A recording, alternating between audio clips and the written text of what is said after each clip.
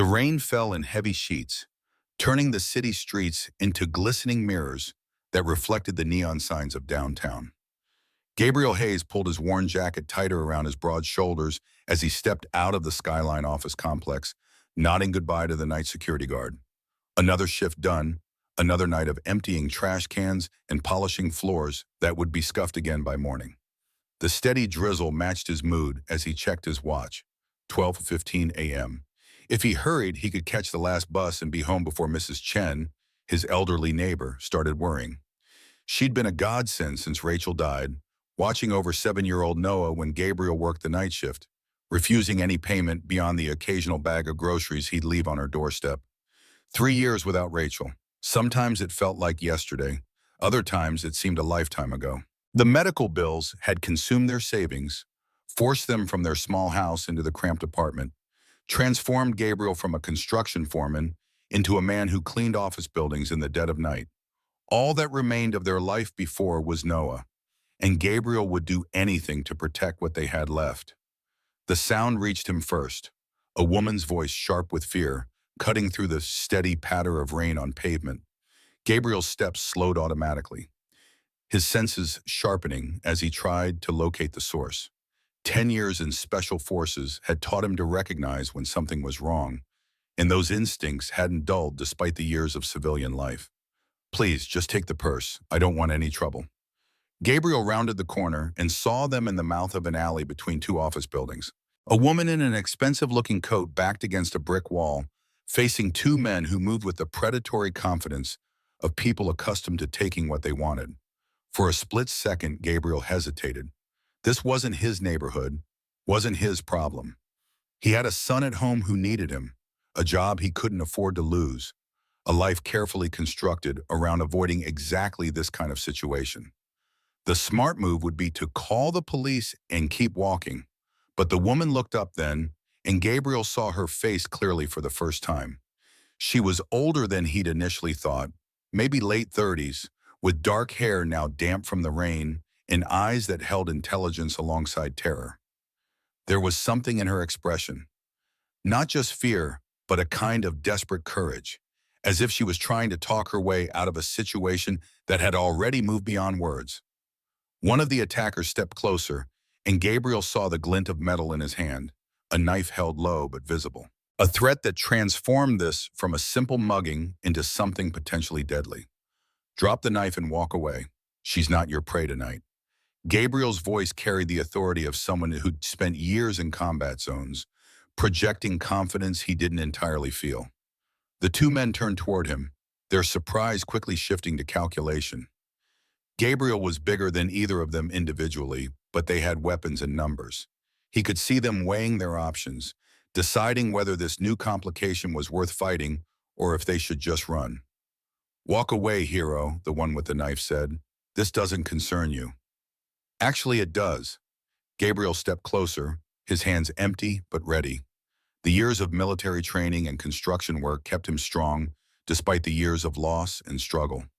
"The lady asked you to leave. I think you should listen." The woman's eyes widened as she realized what was happening. "No, please," she said, and Gabriel couldn't tell if she was talking to him or to her attackers. "Just go, both of you. Please, just go." But it was too late for walking away. The second man, older and more cautious than his partner, had already made the decision to fight. He lunged forward with surprising speed, forcing Gabriel to react instinctively. The muscle memory of 100 combat situations kicked in, and Gabriel sidestepped the attack while grabbing for the man's wrist. They went down together on the wet pavement. Gabriel's size advantage offset by the other man's desperation and the slick surface beneath them.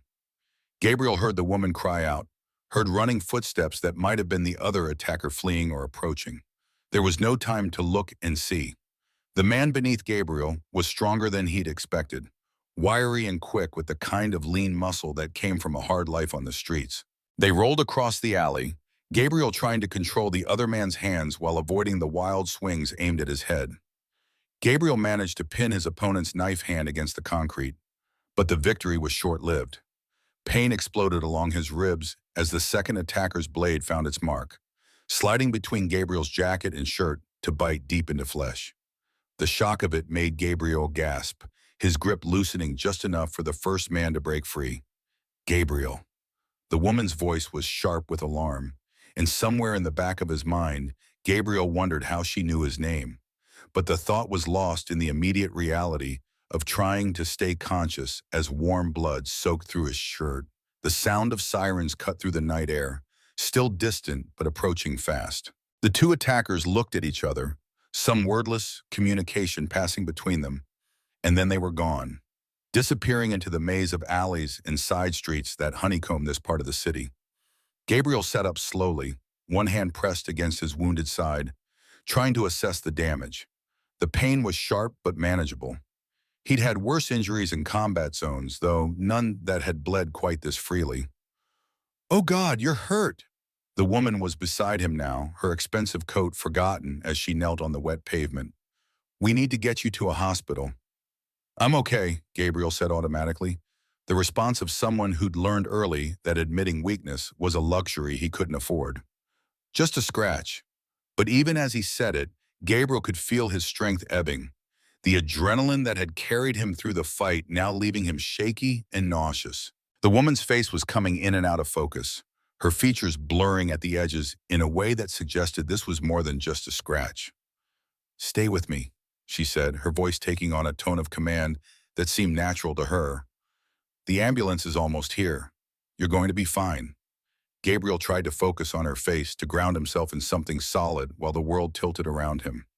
She was beautiful, he realized, but not in the manufactured way of television or magazines. Hers was a mature beauty refined by experience and intelligence, marked by laugh lines and the kind of confidence that came from years of making difficult decisions. "What's your name?" she asked, her hand warm against his forehead. "Gabriel," he managed. "Gabriel Hayes." "I'm Victoria," she said, and something in her tone suggested this was a significant revelation. "Victoria Chen." The name meant nothing to Gabriel in his current state, though later he would recognize it as belonging to one of the most powerful business leaders in the city. Right now, she was simply the woman he had tried to help, kneeling beside him in an alley, while his blood mixed with rainwater on the concrete. The paramedics arrived in a rush of efficiency and bright lights, their questions cutting through Gabriel's growing confusion. How was he feeling? Did he know where he was? Could he tell them what had happened? Gabriel answered as best he could, but his attention kept drifting to Victoria, who stood back to give the medical team room to work, but never took her eyes off him. There was something in her expression he couldn't quite read. Gratitude, certainly, but also a kind of puzzled interest, as if he'd done something that didn't quite fit her understanding of how the world worked. As they loaded him onto a stretcher, Gabriel's last clear thought was of Noah sleeping safely in their small apartment, with no idea that his father's life had just taken a dramatic turn. Mrs. Chen would find his note in the morning, would take care of getting Noah to school, but Gabriel would have some explaining to do when he got home. If he got home, the thought slipped through his defenses as consciousness finally began to fade, leaving him with the image of Victoria Chen's face and the strange certainty that nothing would ever be quite the same again. Hey folks, I hope you're enjoying this story so far. If you're new here, consider hitting that subscribe button. We've got plenty more stories like this coming your way. Where are you watching from today? Drop your location in the comments below. I'd love to know where our community is tuning in from around the world. Gabriel's eyes opened to the antiseptic smell of hospital air and the steady beep of monitors he couldn't see. The ceiling above him was white acoustic tile, water stained in one corner, and for a moment, he couldn't remember how he got here. Then he tried to sit up, and the sharp pain in his ribs brought everything flooding back. The rain, the alley, the woman with the frightened eyes. "Dad, are you awake?" Noah's voice was small and worried, coming from somewhere to Gabriel's left. Gabriel turned his head carefully, every movement sending fresh waves of discomfort through his bandaged torso. Noah sat in a plastic chair that was too big for him, his legs swinging nervously above the floor. Mrs. Chen stood behind him, her weathered face creased with concern. "Hey, buddy," Gabriel managed, his voice rougher than he'd expected. "What are you doing here? Shouldn't you be at school?" "Mrs. Chen got a call from the hospital," Noah said, climbing carefully onto the edge of the bed. "They said you were hurt. Are you okay? Are you going to die like Mom did? The last question hit Gabriel harder than the knife wound had. He reached out with his good arm and pulled Noah close, feeling his son's small body trembling against him. Nobody. I'm not going anywhere, I promise. It's just a cut, and the doctors fixed me up good as new. Over Noah's head, Gabriel met Mrs. Chen's eyes and saw his own worry reflected there. She'd been through this before with them, had helped hold their small family together when Rachel's illnesses had consumed everything else. The unspoken question hung between them. What would happen to Noah if something happened to Gabriel? The doctors say you need to rest, Mrs. Chen said gently. Noah can stay home from school today. Help take care of you when you get discharged. How long have I been here? Gabriel tried to process the timeline. Since last night. It's almost noon now. The police want to talk to you when you are feeling up to it. Gabriel's mind immediately jumped to practical concerns. He'd missed half a shift, maybe more. Marcus would need to know what had happened, would need to find coverage for the rest of the week if Gabriel couldn't work. The hospital bills would be substantial. Even with the basic insurance his job provided, there would be co-pays and deductibles they couldn't afford. A soft knock at the door interrupted his spiral of worry. A woman in scrubs entered, followed by someone Gabriel didn't immediately recognize. A middle-aged man in an expensive suit who looked distinctly uncomfortable in the hospital environment. Mr. Hayes, the nurse checked his chart. I'm Jennifer, your day nurse. This gentleman is from the hospital billing department. He wanted to speak with you about payment options. Gabriel's stomach clenched. He'd been through this before during Rachel's illness. The careful conversations about payment plans and financial hardship programs. The shame of it never got easier.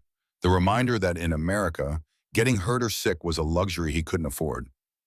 Mr. Hayes, the billing representative said, consulting his tablet, your emergency surgery and overnight stay will total approximately $14,000. With your insurance covering $80,000, your responsibility would be around $2,800. We do offer payment plans. $2,800. Gabriel felt the number like a physical blow.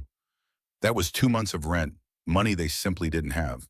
I'll need to see the paperwork, understand exactly what. Another knock interrupted him, this one more confident than the first. The door opened to reveal a woman Gabriel recognized but couldn't quite place. Elegant, composed, carrying an arrangement of flowers that probably cost more than Gabriel made in a week. I'm sorry, she said, noting the crowded room. I can come back when you're not busy. Victoria, Gabriel said, the name surfacing from his foggy memories of the previous night. You're Victoria Chen. The billing representative's eyes widened at the name, and Gabriel caught the subtle shift in his posture from bureaucratic efficiency to something approaching deference. Victoria Chen was someone who commanded respect in this hospital, perhaps in this entire city. Mr. Hayes, she said, stepping into the room with quiet authority. How are you feeling?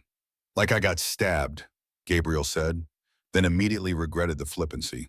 This woman had been through trauma too, had probably spent the night reliving those terrifying moments in the alley.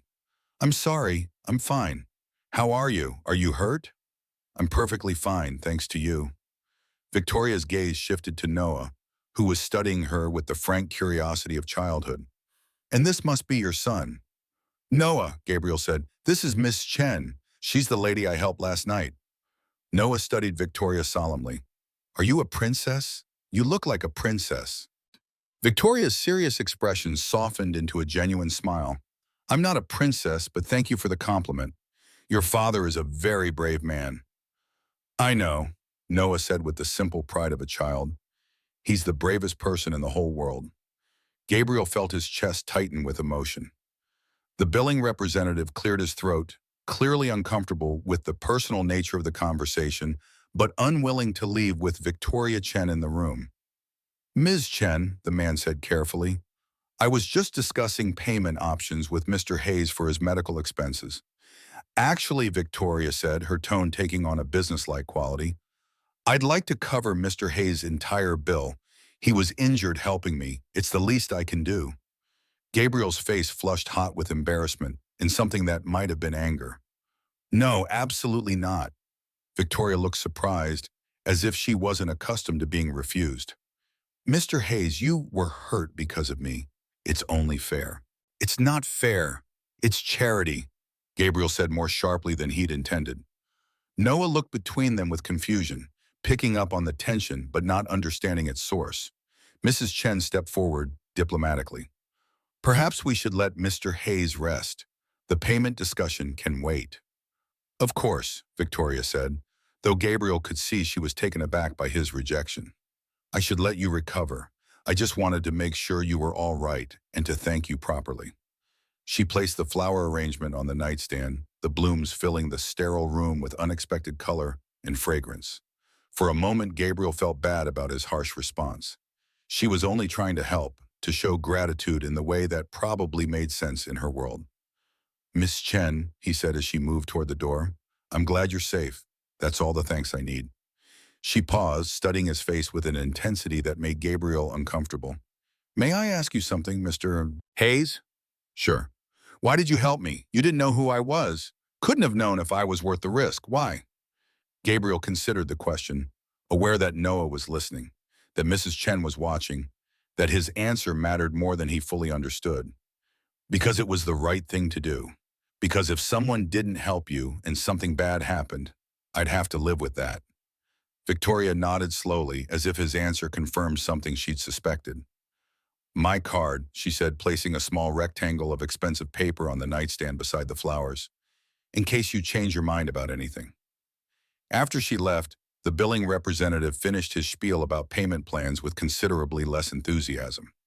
Gabriel agreed to a monthly installment that would stretch their budget to the breaking point, signed papers that made his financial situation officially precarious, and tried not to think about the elegant simplicity of Victoria Chen's offer. Dad, Noah asked when they were finally alone except for Mrs. Chen, why didn't you let the pretty lady pay for the hospital?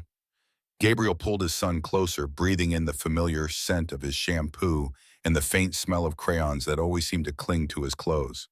Because when someone gives you something for nothing, they usually expect something back, and we don't have anything to give. It was a lesson Gabriel had learned the hard way through 3 years of well-meaning offers and charity that came with strings attached. Better to struggle with dignity than to accept help that would cost more than money in the end. But as he drifted off to sleep that afternoon, pain medication making his thoughts fuzzy and disconnected, Gabriel found himself thinking about Victoria Chen's business card and wondering if pride was a luxury he could really afford. This is the kind of moment in life where a single decision can change everything. A crossroads where pride meets necessity. Have you ever faced a choice like Gabriel's? Something tells me we've all had moments where accepting help felt harder than standing alone. If you're enjoying this journey so far, please hit that like button and consider subscribing. It really helps our channel reach more people who might appreciate these stories of courage and second chances. The apartment felt smaller when Gabriel returned home the next evening, as if the hospital stay had somehow shifted his perspective on the familiar space. Every step sent a dull ache through his bandaged ribs, and the simple act of climbing the stairs to their second-floor unit left him winded and frustrated with his own weakness. Noah hovered nearby, his 7-year-old instincts telling him his father needed help, but unsure what he could actually do.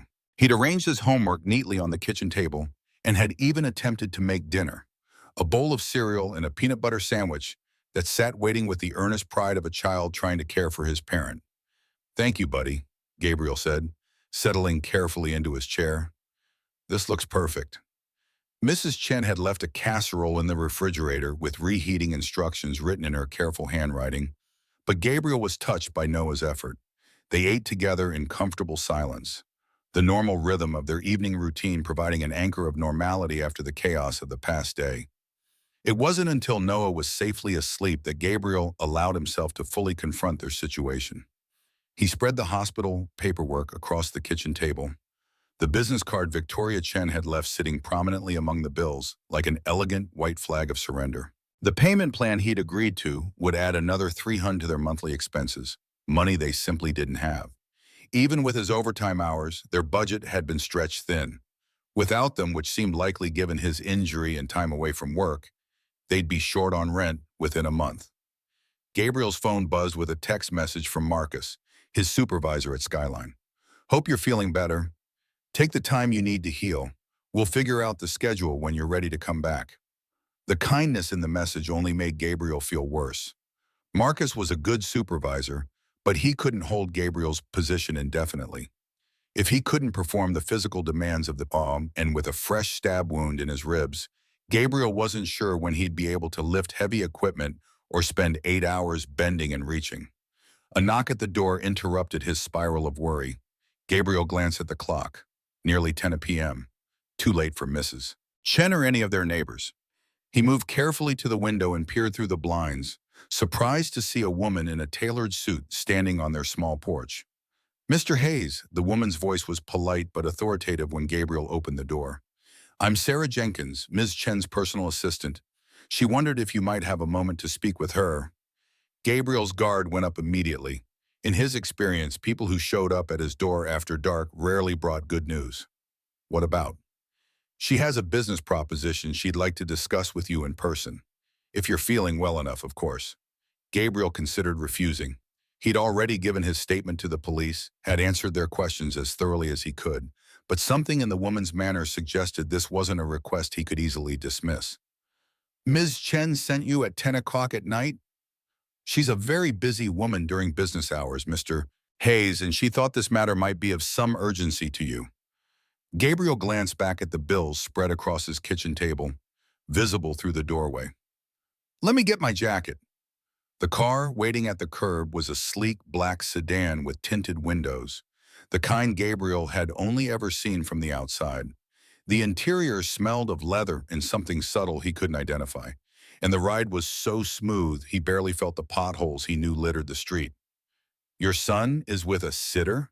Sarah Jenkins asked, her fingers moving over the screen of her tablet without looking up.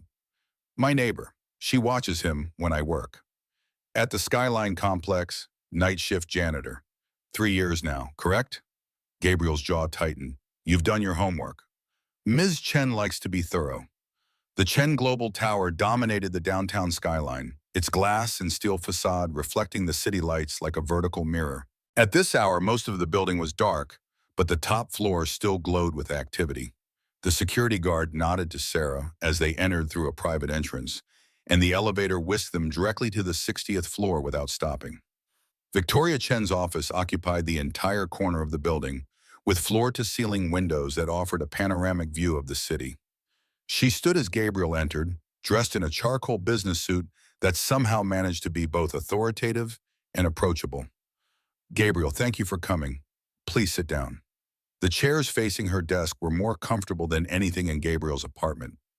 Leather that probably cost more than his monthly rent. Gabriel perched on the edge, acutely aware of the gap between their worlds. "Sarah, could you bring us some coffee?" Victoria asked, then settled into the chair beside Gabriel rather than behind her imposing desk. "How are you feeling?" "Healing well." "I'm fine," Gabriel said automatically. "Your assistant mentioned a business proposition." Victoria smiled at his directness. "Right to the point. I like that." She leaned forward slightly, her expression becoming more serious. "I need to hire someone, Gabriel. Someone I can trust completely." "For what?" "Personal security and driver for my son. Oliver is 12, and my current arrangement isn't working out well." Victoria's voice carried a note of frustration.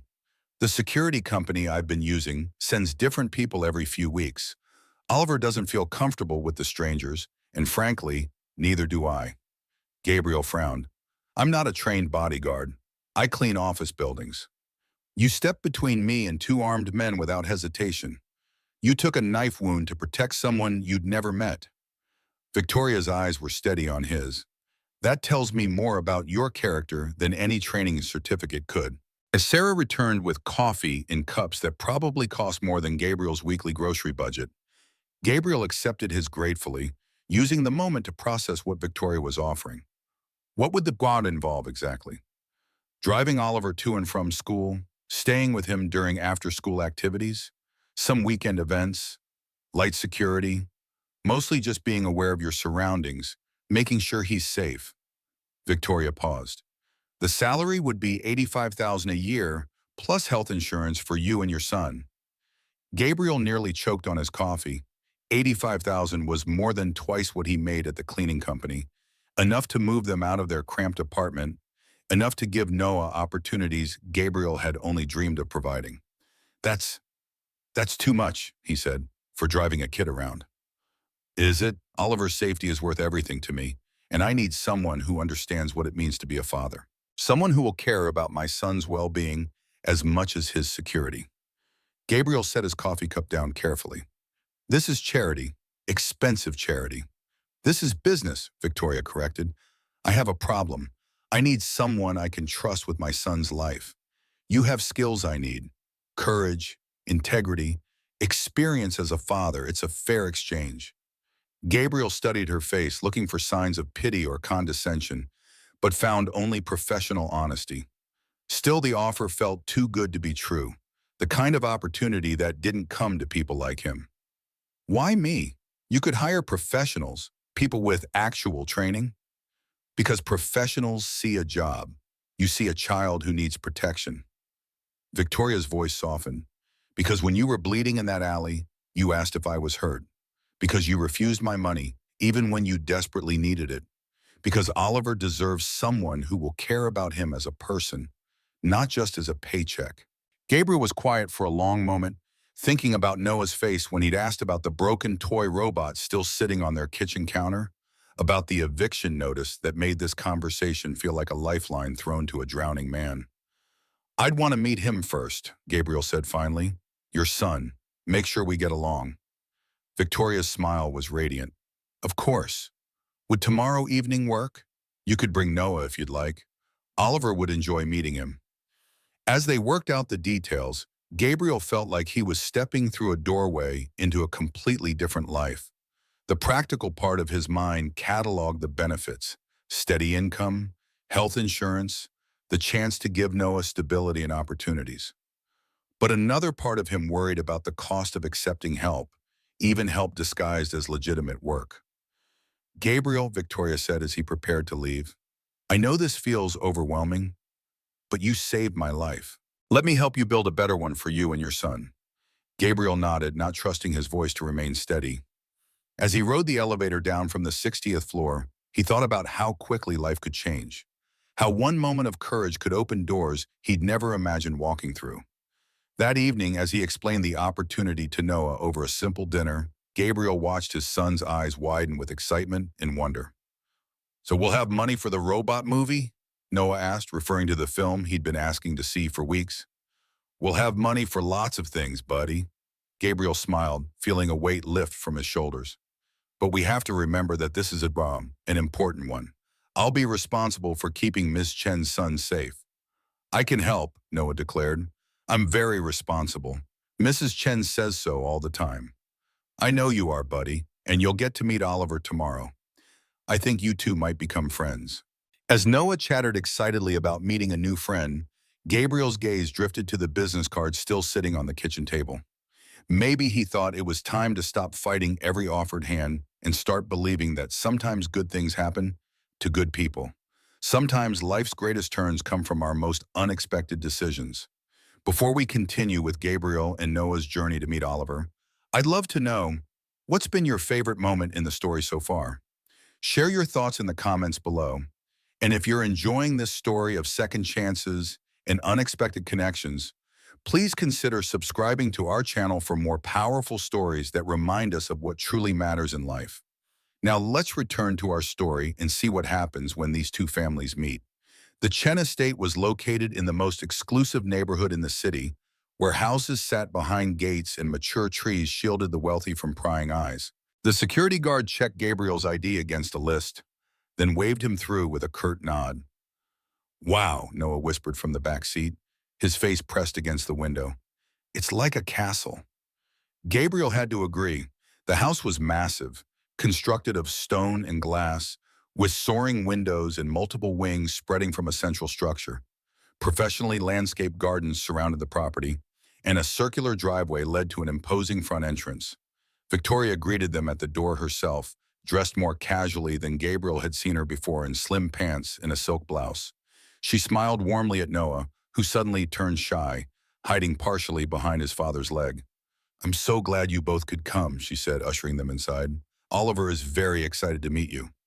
The interior of the house matched its impressive exterior, High ceilings, marble floors, tasteful art on the walls. It was elegant without being ostentatious, but Gabriel still felt out of place in his most presentable jeans and button-down shirt. A tall, slender boy appeared at the top of the curved staircase, watching them with careful, assessing eyes that reminded Gabriel of Victoria. He had his mother's features softened by youth and carried himself with the quiet confidence of someone accustomed to privilege. "Oliver, come down and meet Mr. Hayes and his son Noah," Victoria called on. Oliver descended the stairs with measured steps.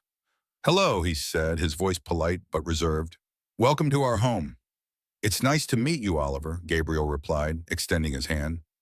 Oliver shook it with a firm grip that seemed practiced. "This is my son, Noah." "Hi," Noah said, looking up at the older boy with undisguised curiosity. "Do you really live here? It's so big." Oliver's serious expression cracked slightly. "Yes, sometimes it's too big. I get lost at least once a week." Noah's eyes widened. "Really?" "No," Oliver admitted with the first genuine smile Gabriel had seen from him. "But I could show you around if you want." Victoria caught Gabriel's eye and smiled. "Why don't you two explore while Mr. Hayes and I talk? Just stay in the main house, please."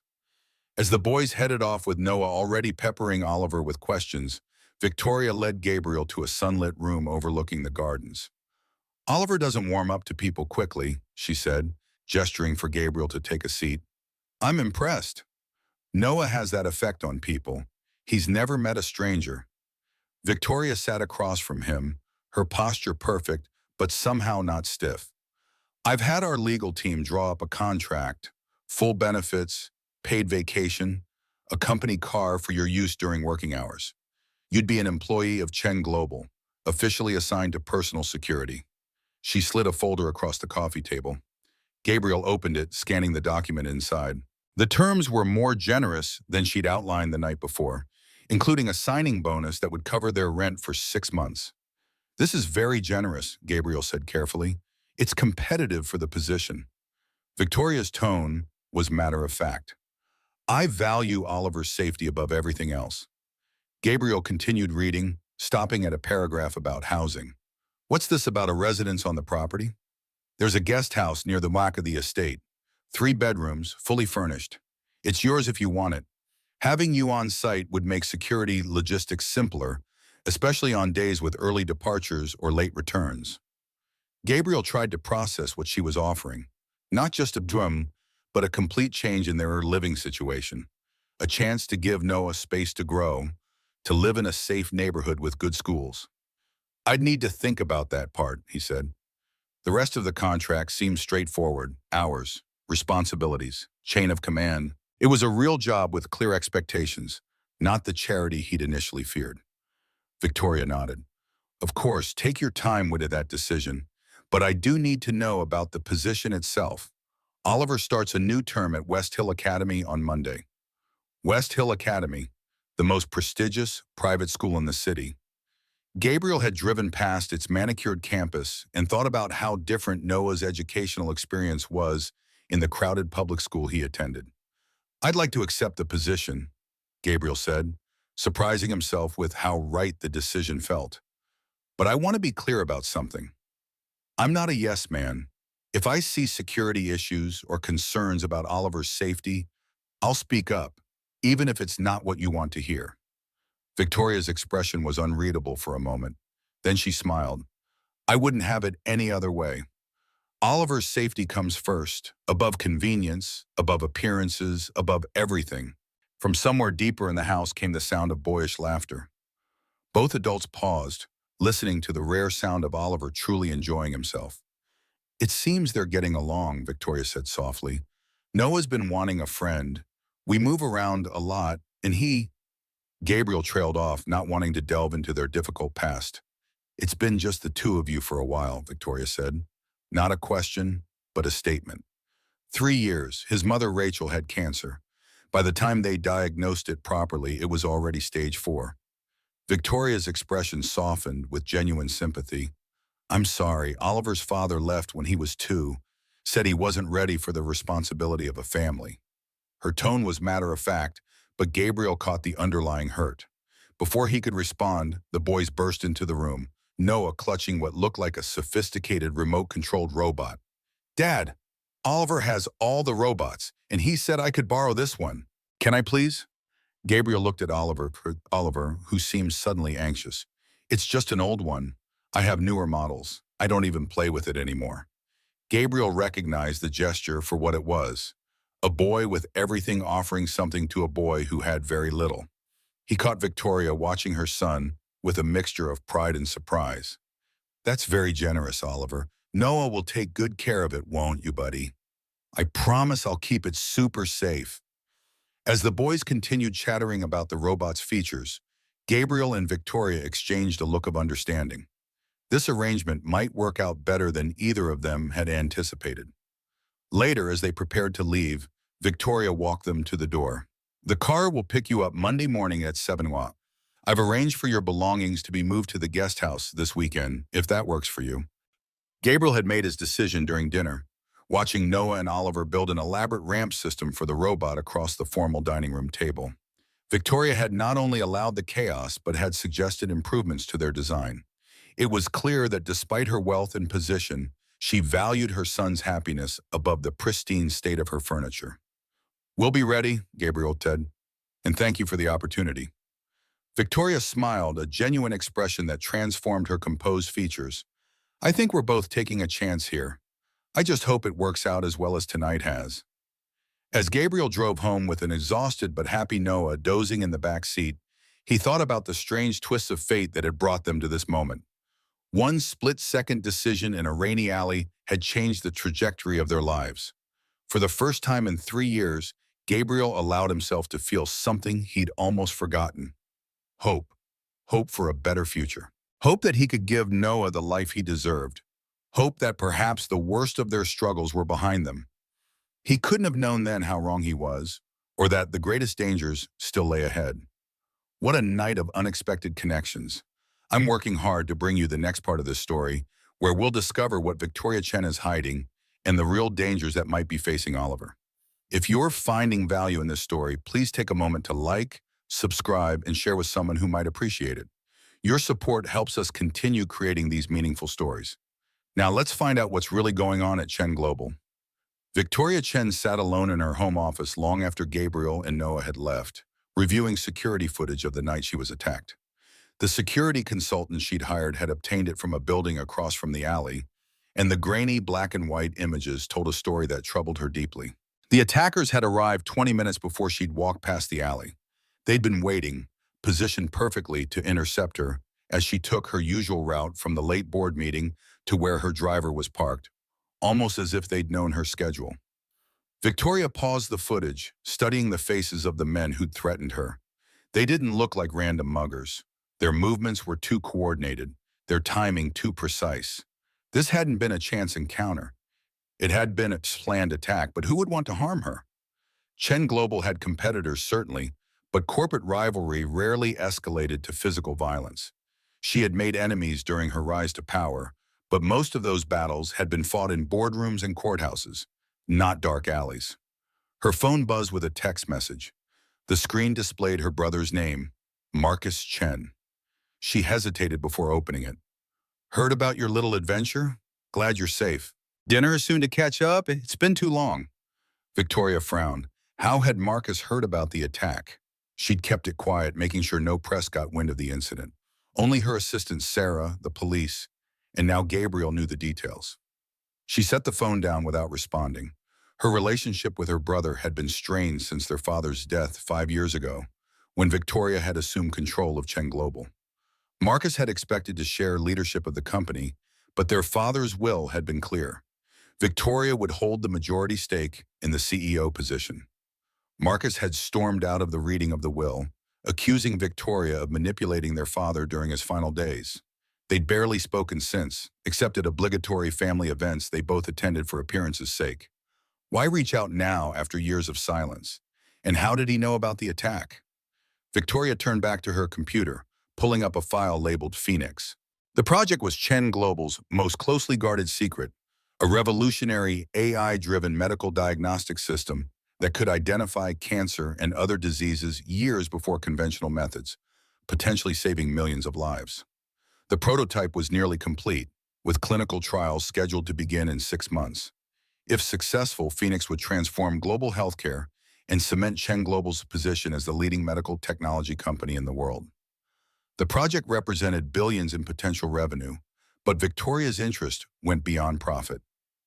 Phoenix had been her husband's dream before his death in a car accident 5 years ago, and completing it had become her obsession.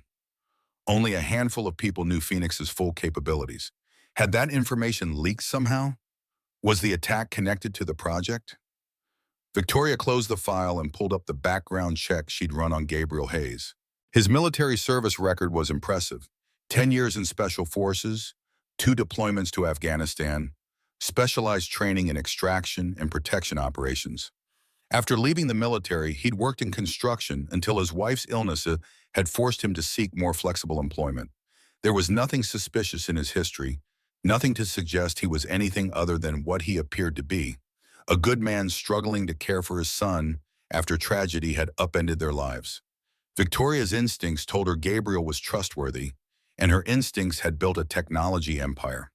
But she hadn't survived in the cutthroat world of corporate leadership by being naive. She picked up her phone and dialed a private number. "Harrison?" a male voice answered. "It's Victoria Chen. I need surveillance on Gabriel Hayes starting immediately. I've just hired him as security for Oliver, but I want to be certain he's exactly who he appears to be." "Understood. What level of surveillance?" "Level 2 for now. Phone, email, movements. Nothing invasive unless you find something concerning." "Consider it done." Victoria ended the call, feeling a twinge of guilt for investigating a man who had saved her life. But Oliver's safety had to come first. And in her world, trust had to be earned, not freely given. She turned back to the security footage, freezing it on the moment Gabriel had stepped into the frame, confronting her attackers without hesitation. There was something about him that intrigued her, a quiet strength, an unwavering moral compass that seemed rare in her experience. Victoria Chen had built her empire by making calculated decisions, by never allowing emotion to cloud her judgment. But as she studied Gabriel's face on the screen, she couldn't deny that something about this man affected her in ways she hadn't expected. Whether that was a danger or an opportunity remained to be seen. The morning sun filtered through the blinds of the guest house, casting golden lines across Gabriel's face as he adjusted his tie in the mirror. The 3-bedroom cottage at the edge of the Chen estate was larger than any place he'd lived since leaving the military, furnished with the kind of casual elegance that spoke of money spent without consideration. Noah had spent the first night running from room to room, marveling at the space that was now theirs. "Are you nervous, Dad?" Noah appeared in the doorway, already dressed in his school uniform, backpack slung over one shoulder. Gabriel smiled at his son's reflection. "A little. First days are always hard. But you've been in wars and stuff. This is just driving a kid to school." "Different kind of hard, buddy." Gabriel turned, straightening Noah's collar. "How about you? Ready for your new school?" Noah's eyes lit up. "Oliver says they have a science lab with real microscopes and robots, and the lunch has 3 different choices every day." The private school Victoria had enrolled Noah in was another benefit Gabriel hadn't anticipated, a prestigious academy with small class sizes and resources the public school could never offer.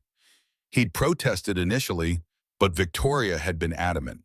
It was included in his compensation package, not charity. A knock at the door interrupted his thoughts. Gabriel opened it to find Oliver standing on the porch, impeccably dressed in his West Hill Academy uniform. "Mom sent me to see if you were ready," the boy said, his manner still formal despite the previous evening's breakthrough. "The car's waiting." "We're ready," Gabriel replied, grabbing his jacket. "Noah, let's go." The sleek black SUV waited in the circular driveway, Victoria standing beside it, checking her phone. She looked up as they approached, her professional demeanor softening slightly at the sight of the boys. "Good morning," she said, slipping her phone into her designer handbag. "Everyone ready for the first day?" Oliver nodded solemnly while Noah bounced with excitement. Gabriel couldn't help noticing how the morning light caught in Victoria's dark hair, highlighting subtle strands of amber he hadn't seen before. She was dressed for the corporate battlefield in a tailored charcoal suit, but the soft silk blouse beneath hinted at a warmth her business persona rarely revealed. "The schedule is in the car's navigation system." Victoria explained as Gabriel opened the door for the boys. Oliver has fencing after school today, and then he needs to be home by 5:30 for his piano lesson. Got it, Gabriel said, sliding into the driver's seat. The luxury vehicle hummed to life, dashboard displays lighting up with information. And Noah? Mrs.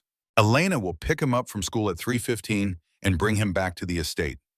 Victoria leaned in through the open window, her perfume, something subtle and expensive, briefly filling the space between them. There's a security briefing at Chen Global this afternoon. I'd like you to attend. Get to know the team. Is that necessary? I thought my job was just Oliver. Victoria's expression grew serious. After what happened in that alley, I'm reviewing all security protocols. I want you there. Gabriel nodded, recognizing the steel beneath her polite request. This wasn't an invitation. It was an order. I'll be there. As Gabriel pulled away from the house, he watched Victoria in the rearview mirror, standing straight-backed and composed until the car rounded the bend in the driveway. Only then did he see her shoulders drop slightly, a moment of private vulnerability that vanished as quickly as it had appeared. Mom never lets anyone drive her except for you, Oliver remarked from the back seat, breaking the silence. She says most people drive like they're trying to kill her. Gabriel caught the boy's eye in the mirror. And how do I drive? Oliver considered the question with surprising seriousness. Like you're actually paying attention to the road. Like it matters if we get there safely. From the mouth of a 12-year-old, it was perhaps the greatest compliment Gabriel had received in years. And there we have it, the foundation of a new life for Gabriel and Noah, but with mysteries already unfolding around them. What is Victoria really hiding? And why is her brother suddenly interested in reconnecting? We'll explore all of this and more in our next installment. If you've made it this far, thank you for your time and attention.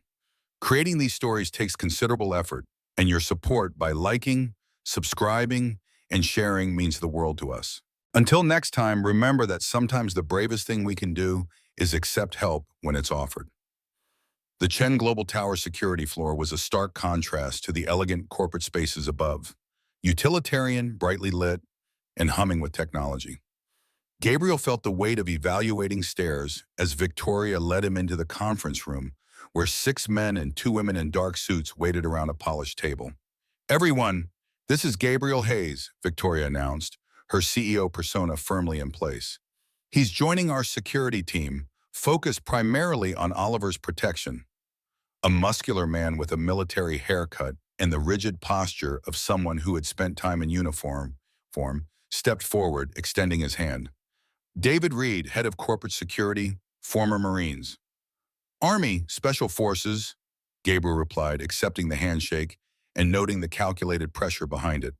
A dominance test, familiar territory from his military days. Special Forces, Reed repeated, a hint of skepticism in his tone. Well, we run a tight operation here, Hayes. Nothing like the chaos of field work. Victoria interrupted the posturing with brisk efficiency. Gabriel will report directly to me regarding Oliver's security, but I expect full cooperation and information sharing between all teams. Her tone made it clear this wasn't a suggestion. Now let's discuss the updated threat assessment. Reed nodded to a woman seated at the computer terminal, who brought up a series of photographs on the wall screen. Gabriel recognized himself and Victoria in the grainy images from the alley. The attack wasn't random, Reed stated, clicking through to close-ups of the assailants. These men have connections to a security firm employed by Meridian Technologies. Gabriel kept his expression neutral, but his mind raced. Meridian was Chen Global's chief competitor in several markets, including the medical technology sector. An attack orchestrated by a corporate rival changed the entire security calculation. What does Meridian want? He asked, studying the images more carefully. Victoria and Reed exchanged glances, a silent communication that spoke of shared knowledge. That's not your concern, Reed replied dismissively. Your job is the kid. This is just background, so you understand why we need to be vigilant. Gabriel felt his jaw tighten, but kept his voice level. If I'm protecting Oliver from threats, I need to know what those threats are and why they exist. Anything less is negligence. The room fell silent. The security team glanced between Gabriel and Reed, sensing the immediate tension. Victoria watched the exchange with an unreadable expression. Project Phoenix, she said finally, ignoring Reed's look of surprise. Meridian wants information about Project Phoenix, our new medical diagnostic system. It's revolutionary, worth billions if it passes clinical trials. Gabriel turned to face her directly. And they'd attack you physically for it? That seems extreme even for corporate espionage. The technology could change global healthcare, Victoria explained. Early detection of diseases years before conventional methods. Imagine identifying cancer at stage 0 before it's even technically cancer. The significance wasn't lost on Gabriel. Rachel might still be alive if her cancer had been detected earlier. A technology like that would indeed be worth billions, or worth attacking for. Hayes doesn't need to know the details of Phoenix, Reed interjected, just that Oliver might be a target for leverage. I disagree, Gabriel said calmly, addressing Victoria rather than Reed. If Oliver is at risk because of Phoenix, I need to understand exactly what we're dealing with. Half the battle is anticipating the threat. Victoria studied him for a long moment, then nodded. You'll get clearance for the basic Phoenix files. David, make it happen. Reed's jaw clenched, but he nodded curtly. Gabriel had just made an enemy, but he'd secured vital information. A fair trade in his assessment. As the meeting continued, Gabriel paid careful attention to the security team dynamics. Reed clearly ran a hierarchical operation, with team members deferring to him automatically. Two of the team, a woman with shrewd eyes named Martinez and an older man called Jackson, seemed competent and professional. The others struck Gabriel as hired muscle, followers rather than thinkers. One final item, Victoria said as the meeting drew to a close. I'll be attending the Westmore Foundation Gala this weekend. Oliver will be accompanying me. Gabriel, I'd like you there as well. Reed started to object, but Victoria silenced him with a glance. It's a high-profile event. Many of our competitors will be present, including Meridian's CEO. I want both corporate security and Oliver's detail coordinating. Yes, ma'am, Reed said, his tone professionally neutral, but his eyes cold as they flicked to Gabriel. After the meeting, Victoria walked Gabriel to the elevator. David doesn't like change, she said once they were alone. He'll adjust. He doesn't have to like me. He just has to work with me. Gabriel pressed the button for the parking garage. But I meant what I said. I need to know what I'm protecting Oliver from if I'm going to do my job properly. Victoria's professional mask slipped slightly, revealing a glimpse of the woman beneath. I know. That's why I hired you. Reed sees threats in terms of protocols and procedures. You see the human element. The human element is usually where security fails, Gabriel replied. Technology doesn't betray you. People do. The elevator doors opened, but Victoria put her hand on Gabriel's arm before he could step inside. Her touch was light but sent an unexpected current through him.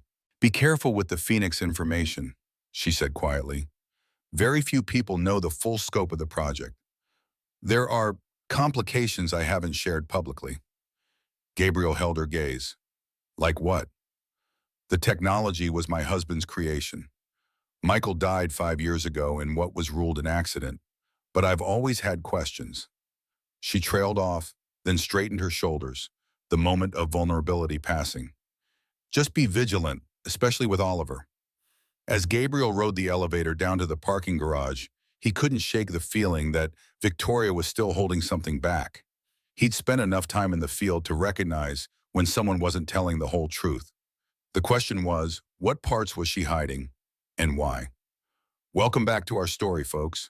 If you're just joining us, you might want to go back and watch the first part to catch up on how Gabriel Hayes, a former Special Forces soldier turned janitor, has suddenly found himself working security for one of the most powerful families in the city.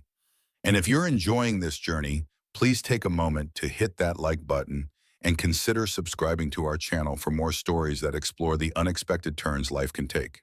Now let's continue with Gabriel as he begins to discover there's much more to the Chen family than meets the eye. The West Hill Academy campus resembled a small college more than a K-12 school, with ivy-covered brick buildings surrounding a central quad where students gathered between classes. Gabriel parked in the designated pickup area, nodding to the security officer who checked his credentials before waving him through. Oliver emerged from the Gothic main building, surrounded by a group of boys in identical uniforms, though he walked slightly apart from them, not quite included in their animated conversation. Gabriel observed how the other students interacted with Oliver, respectful but distant, perhaps intimidated by his family name or his serious demeanor. Oliver spotted the car and broke away from the group, his expression lightening slightly as he approached. "You're exactly on time," he said, sliding into the back seat. "Most drivers are either early or late. Punctuality was beaten into me in the Army," Gabriel replied, pulling away from the curb. "How was school?" Oliver shrugged. "Fine. We dissected a frog in biology." "That's it? Fine and dead frogs?" Oliver seemed surprised by Gabriel's persistence. Most adults in his life apparently accepted his minimal responses without question. "Jason Westmore kept asking about my mom," he finally offered. "His dad works for Meridian. He wanted to know about some project she's working on." Gabriel's hands tightened imperceptibly on the steering wheel. "What did you tell him?" "That mom doesn't discuss work with me." Oliver looked out the window. "It's true. She doesn't." There was something in the boy's voice, not quite a resentment, but a resignation that spoke of long-standing emotional distance.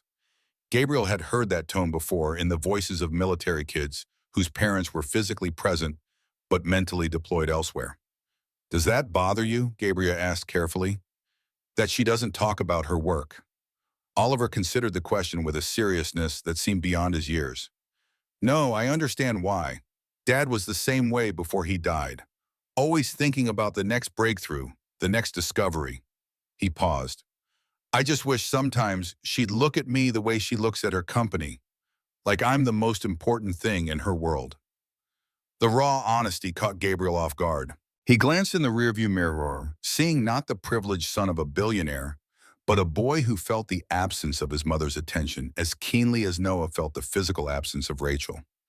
"Your mom hired me because you are the most important thing in her world," Gabriel said gently. "She's just not very good at showing it."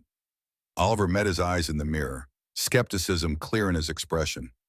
"She hired you because she's afraid something will happen to me. That's not the same thing. Fear comes from love, kiddo. You can't fear losing something you don't care about." The boy fell silent, absorbing this perspective as they drove through the city streets toward his fencing lesson. Gabriel made a mental note to speak with Victoria about making more time for her son. Money and security were poor substitutes for presence and attention, a lesson Gabriel had learned during his military years when he'd been physically absent from his own family too often. At the Fencing Academy, an exclusive club in a renovated historic building downtown, Gabriel watched from the observation area as Oliver transformed on the strip. Foil in hand, the boy moved with a confidence and grace absent in his everyday demeanor. Here, Oliver Chen was not the awkward son of a famous mother, but a skilled athlete in his own right, earning points through skill rather than family connection. Gabriel's phone buzzed with a text from Noah, sent from the phone Gabriel had finally been able to afford for him. "Mrs. Elena made cookies. Can Oliver come play robots after his lesson?" Before Gabriel could respond, another text arrived. This one from Victoria. "Emergency board meeting. I'll be late. Can you handle dinner with the boys?" Two simple requests that highlighted the growing entanglement of their lives. Children forming friendships, schedules merging, responsibilities shifting. It felt dangerous somehow, this blurring of professional and personal boundaries. Gabriel had learned in the military that clear lines were safest. Yet here he was, texting affirmative responses to both messages, accepting the complication without reservation. As he drove Oliver home after fencing, the boy seemed more animated than Gabriel had yet seen him, asking questions about Noah and what games they might play together. The mention of the robot Noah had borrowed sparked a detailed explanation of Oliver's entire collection, categorized by functionality and complexity. "Dad was a robotics engineer," Oliver explained. "He built custom pieces for me before he died. Mom keeps buying me new ones, but they're not the same." "Your dad sounds like he was a pretty amazing guy," Gabriel said, navigating the winding road toward the Chen estate. "He was," Oliver's voice softened with memory.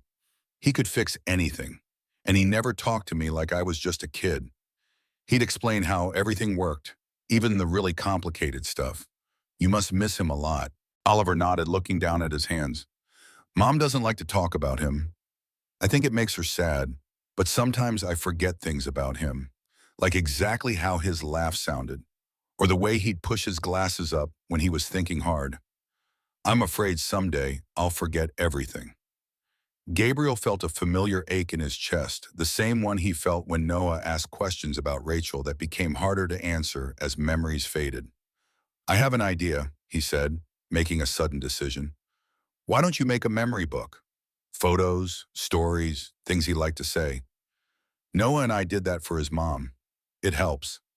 Oliver looked up, interest kindling in his eyes. Do you think Mom would mind? I think she'd want you to remember your dem, Gabriel said, though he wasn't entirely sure. Victoria Chen was a complex woman whose grief seemed tightly controlled, packaged away where it couldn't interfere with her carefully constructed life. Maybe you could work on it together. Maybe, Oliver said, though his tone suggested doubt. As they pulled through the security gate of the Chen estate, Gabriel noticed a sleek black Jaguar parked in the circular driveway, a vehicle he didn't recognize from the household fleet. Whose car is that? He asked casually, instincts sharpening. Oliver's expression darkened immediately. Uncle Marcus. Great. Gabriel recalled the name from Victoria's file. Marcus Chen, her younger brother and a significant shareholder in Chen Global, despite holding no official position in the company. The siblings' relationship was described as strained in the security briefing, though details were sparse. You don't get along with your uncle, Gabriel asked, parking a discreet distance from the Jaguar. He's fake, Oliver said with the brutal honesty of children. He acts nice when Mom's around, but he's different when she's not. And he's always asking questions about her work. Another alarm bell rang in Gabriel's mind. What kind of questions? About Phoenix, mostly. And about you. Oliver looked at Gabriel directly. He wanted to know why Mom hired someone with no security background to protect me. Gabriel kept his expression neutral, despite his growing concern. When did he ask you this? Last time he visited, about 2 weeks ago? Oliver shrugged. I didn't tell him anything. I don't trust him. Smart kid, Gabriel thought. Aloud, he said, let's go see what Uncle Marcus wants, shall we? They found Marcus Chen in the main living room, helping himself to Victoria's collection of expensive scotch. He turned as they entered, glass in hand, a practiced smile spreading across his face.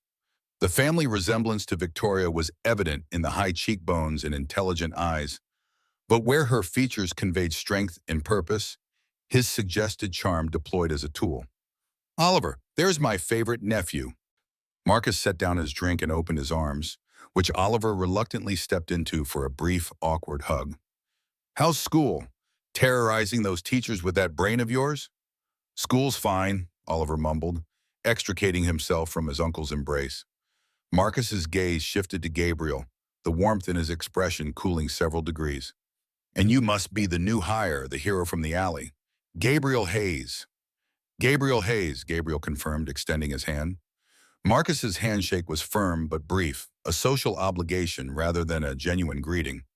Marcus Chen, Victoria's smarter but less charming sibling.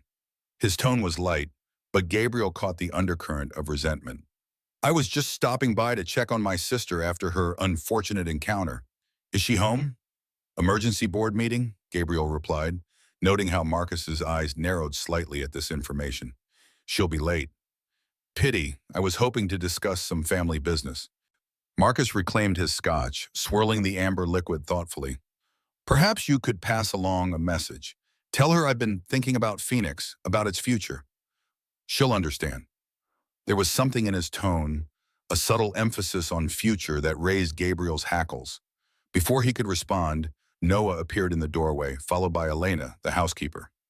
Oliver, I set up the robot course in the game room. Noah's excited announcement faltered as he registered the tension in the room and the presence of a stranger. Sorry to interrupt, Elena said quickly, her accented voice apologetic. I didn't realize Mr. Chen was visiting. Marcus waved away her concern with practiced magnanimity. Not at all, Elena, I was just leaving. He drained his glass and set it down. Oh, always good to see you growing into such a fine young man. Mr. Hayes, interesting to meet the man my sister has entrusted with her most precious possession. The phrasing made Oliver sound more like property than a person, and Gabriel saw the boy flinch slightly at the characterization.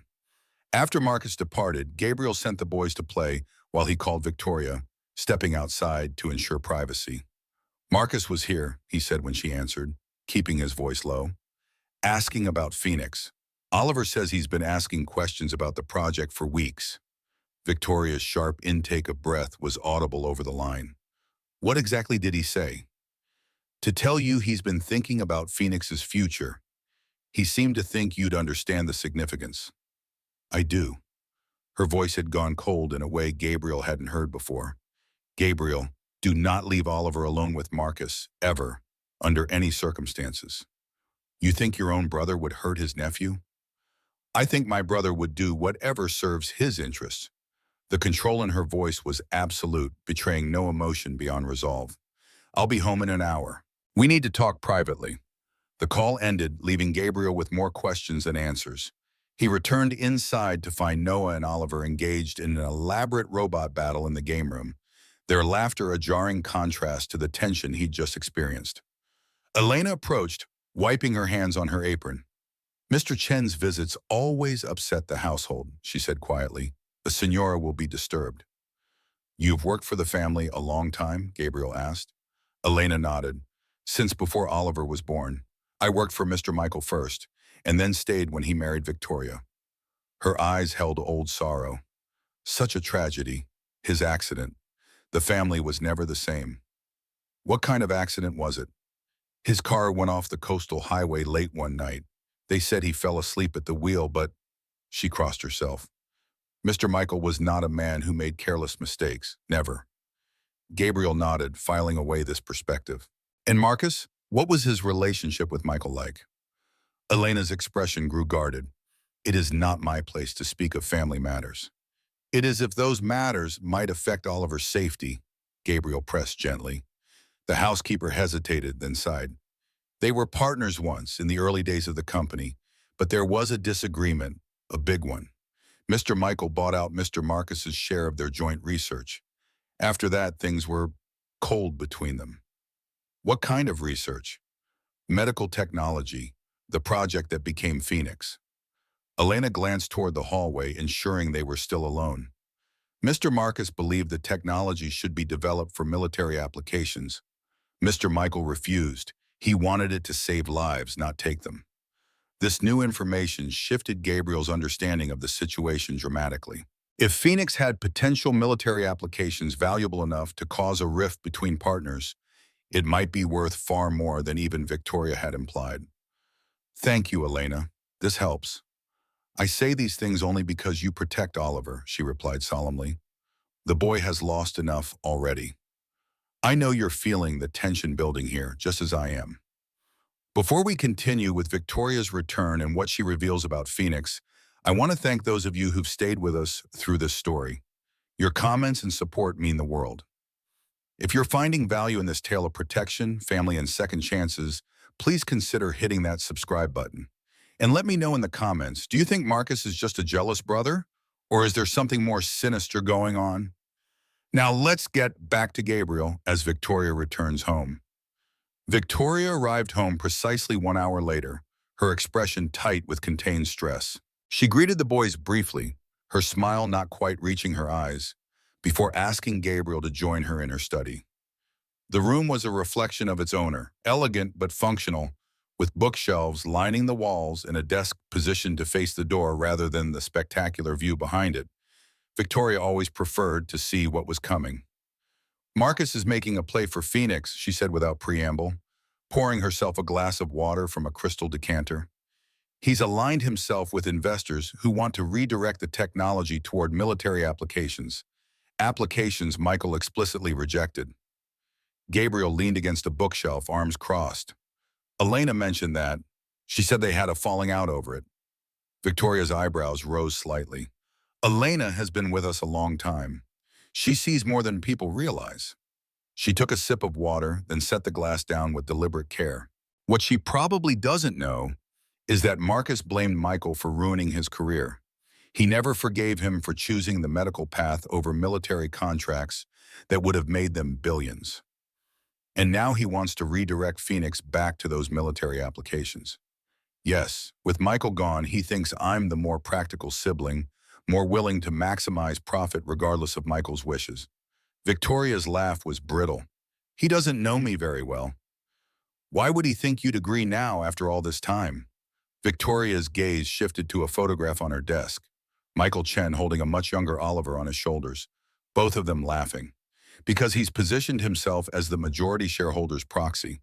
If he can convince Arthur Westmore to back his vision for Phoenix, he could force a board vote. Westmore? As in the kid who was asking Oliver about Phoenix today? Victoria's head snapped up. What? Gabriel explained what Oliver had mentioned about Jason Westmore's question at school. Victoria's face paled slightly. They're using the children now, she said, her voice barely above a whisper. This is getting out of hand.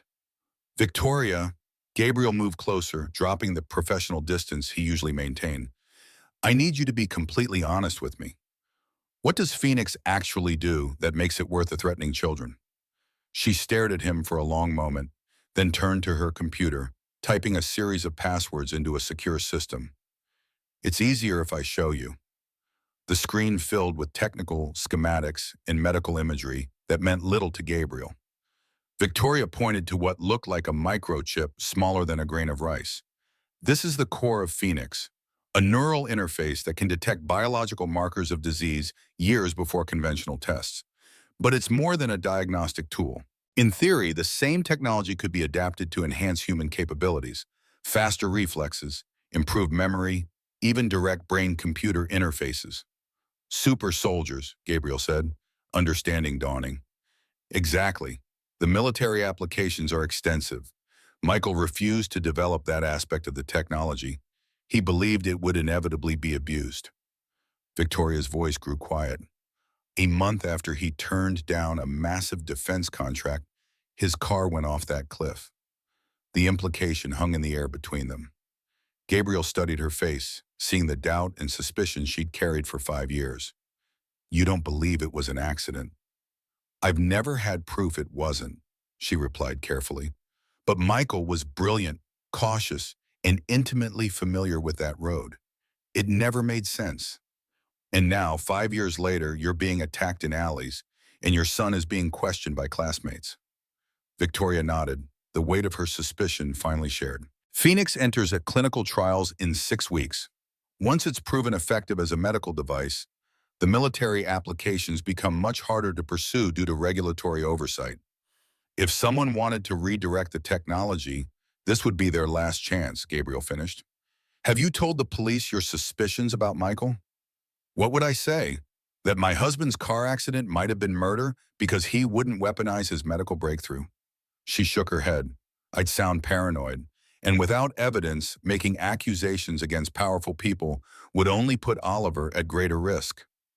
Gabriel recognized the helpless frustration in her voice, the same he'd felt watching Rachel's cancer progress while doctors missed diagnosis after diagnosis until it was too late. Sometimes the system offered no protection against the worst possibilities. So what do we do now, he asked.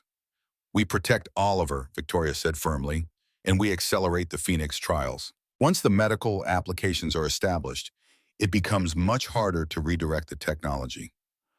And Marcus? Victoria's expression hardened. I'll handle my brother. Family disappointments are something of a specialty of mine. There was a story there, perhaps many stories. But Gabriel recognized now wasn't the time to press. Instead, he focused on the immediate security concerns. We should cancel the Westmore Gala, he suggested. Too many unknown variables, too many potential threats in one place. Impossible. My absence would signal weakness precisely when I need to project strength. Victoria shook her head. Besides, Arthur Westmore will be there. I need to speak with him directly, make him understand what Marcus is really proposing. Gabriel could see the determination in her posture, the absolute certainty that she was right. It was the same stubborn resolve he'd witnessed in commanding officers who refused to abort missions despite clear danger signs. Admirable, but potentially catastrophic. Then we need a better security plan than what Reed proposed, he said, accepting that arguing would be futile. Oliver shouldn't attend. It's an unnecessary risk. Oliver has to be there, Victoria countered. The Westmores have a son his age. The boys are expected to attend together. It's tradition. Tradition isn't worth Oliver's safety. This isn't just about tradition. Victoria ran a hand through her hair, a rare gesture of frustration. Arthur Westmore values family above everything. Seeing Oliver, being reminded that Phoenix is Michael's legacy to his son, it matters. It could make the difference. Gabriel recognized the calculation behind her reasoning. She wasn't wrong, but using Oliver as an emotional prop still felt exploitative. Before he could object further, a knock at the study door interrupted them. Noah stood there looking uncertain. "Dad, Oliver's asking if we're still having dinner together. He says he's really hungry." The mundane concern, feeding hungry children, cut through the tension of international corporate espionage and potential murder conspiracies. Gabriel looked at Victoria, who seemed momentarily disoriented by the shift from existential threats to domestic responsibilities. "Yes, of course," she said, rising from her desk. "I promised pasta night, didn't I?" Noah's face lit up. "With the garlic bread? Oliver said you make the best garlic bread." "Did he now?" A genuine smile softened Victoria's features. "Well, we can't disappoint him, can we?" As they moved toward the kitchen, the conversation about Phoenix temporarily shelved. Gabriel was struck by the surreal duality of their situation, discussing lethal corporate conspiracies one moment and children's dinner preferences the next. This strange new life blurred every boundary he'd established since Rachel's death, every wall he'd built to protect himself and Noah from further loss. The most disconcerting realization wasn't the potential danger or the complex web of corporate intrigue. It was how quickly he'd come to care about Victoria and Oliver Chen, not as obligations or employers, but as people who mattered to him personally, people he wasn't prepared to lose. Life has a way of doing that, doesn't it? Just when we think we have everything compartmentalized, the lines start to blur. If you're enjoying this story so far, please take a moment to like this video and subscribe to our channel. We put a lot of time and effort into crafting these narratives, and your support helps us continue. Now let's see what happens at this Westmore Gala, where I have a feeling things are about to get very interesting. The Westmore Foundation Gala transformed the city's Natural History Museum into a glittering showcase of wealth and influence. Crystal chandeliers cast prismatic light across marble floors where the elite of the business world mingled in formal attire. Champagne flutes in hand, practiced smiles concealing calculation and ambition. Gabriel stood near a display of ancient artifacts, uncomfortable in the tuxedo Victoria had insisted was necessary for the event. His earpiece connected him to both Reed's corporate security team and the private detail he'd arranged through his military contacts, a precaution Reed had objected to until Victoria overruled him. Oliver and Jason Westmore sat at a table designated for the younger attendees, engaged in what appeared to be a tense conversation beneath their polite expressions. Gabriel kept them in his peripheral vision while tracking Victoria's movement through the crowd, where she navigated social currents with the skill of a seasoned diplomat. "Northwest entrance," came Reed Diefries through the earpiece. "Marcus Chen just arrived. He's with Stephen Morris from Meridian." Gabriel spotted them immediately. Marcus in a tailored tuxedo that emphasized his resemblance to Victoria, accompanied by a tall, silver-haired man whose lean face suggested both intelligence and ruthlessness. Stephen Morris, CEO of Meridian Technologies and Victoria's chief rival in the medical technology sector. Victoria saw them too, her posture stiffening slightly before she smoothed her expression into one of practiced cordiality. Gabriel moved closer, positioning himself within intervention distance while remaining unobtrusive. "Victoria," Marcus greeted his sister with an air kiss that never actually made contact. "Stunning as always. You remember Stephen?" "Of course." Victoria's smile was flawless but cold. "Stephen, I didn't expect to see you here." The Westmore Foundation's focus on ethical technology seems at odds with Meridian's recent patent applications. Morris chuckled, the sound entirely devoid of humor.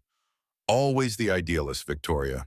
But idealism rarely survives market realities, does it? Just ask your brother."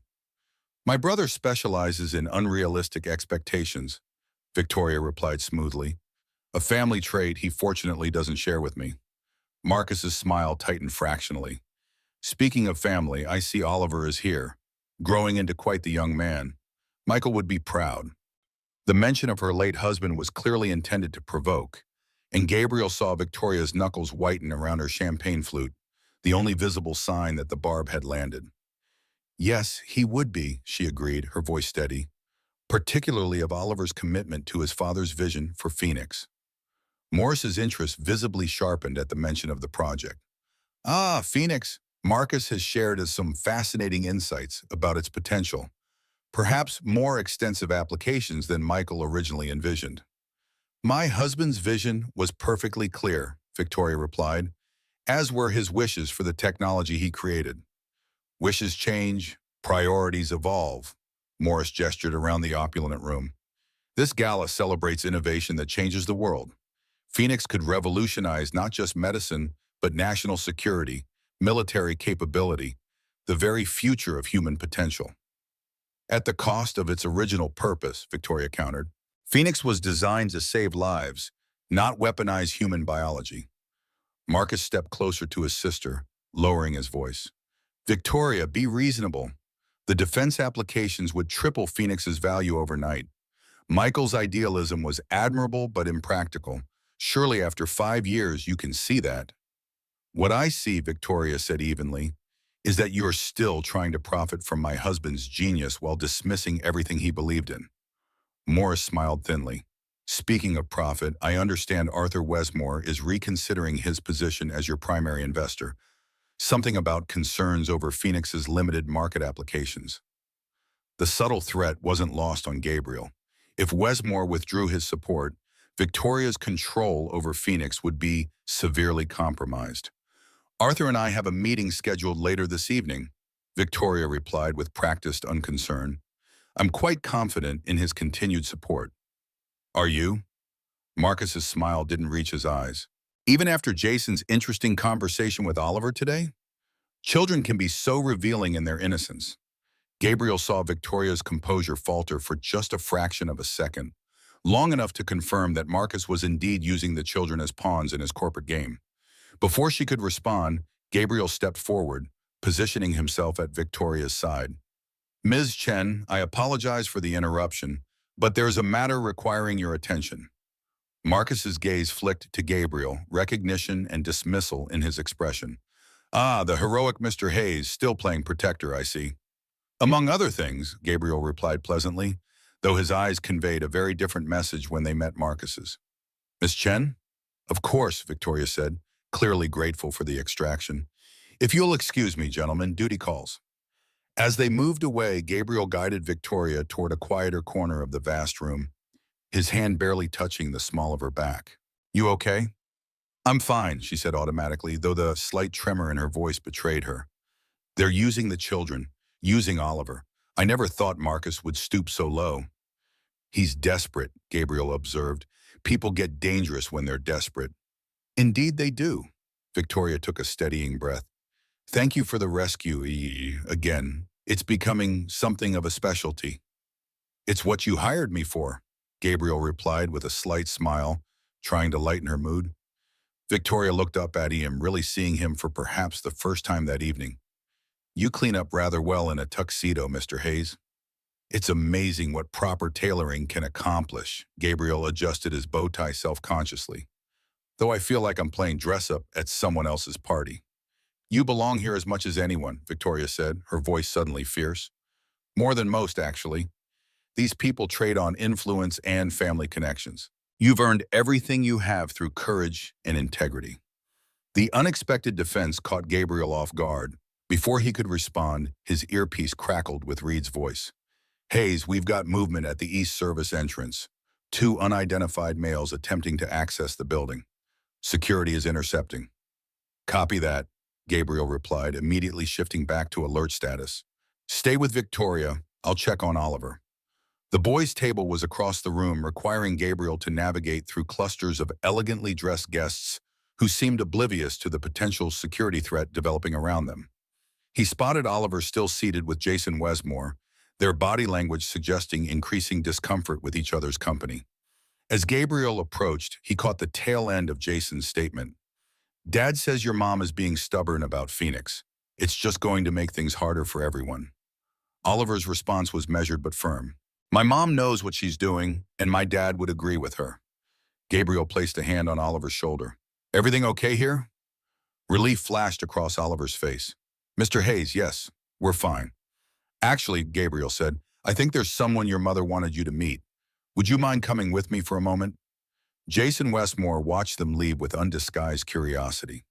Once they were out of earshot, Gabriel guided Oliver toward the museum's central atrium, where Victoria's security detail had established a defensible position near the main entrance.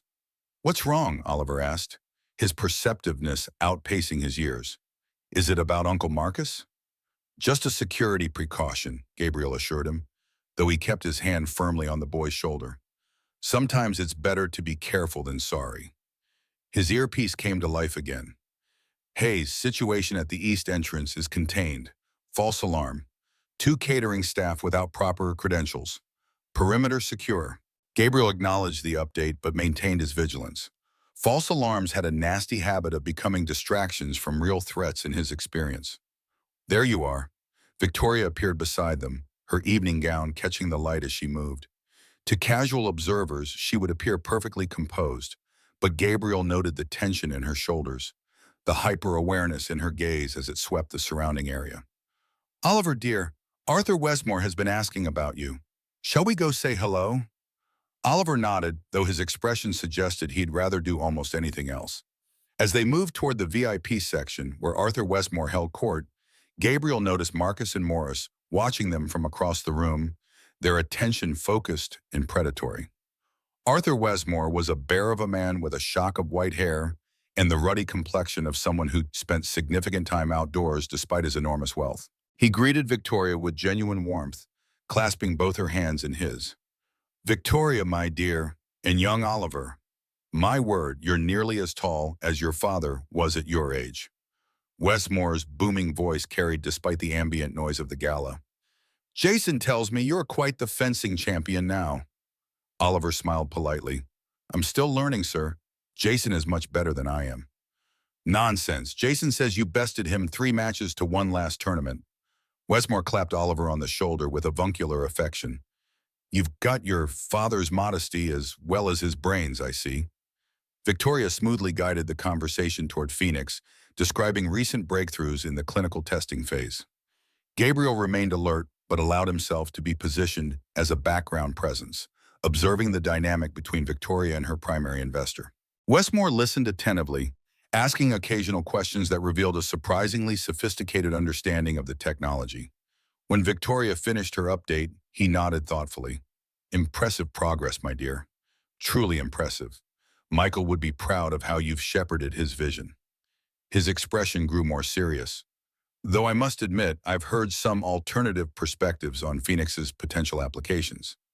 From my brother, no doubt, Victoria said, her tone light but her eyes watchful.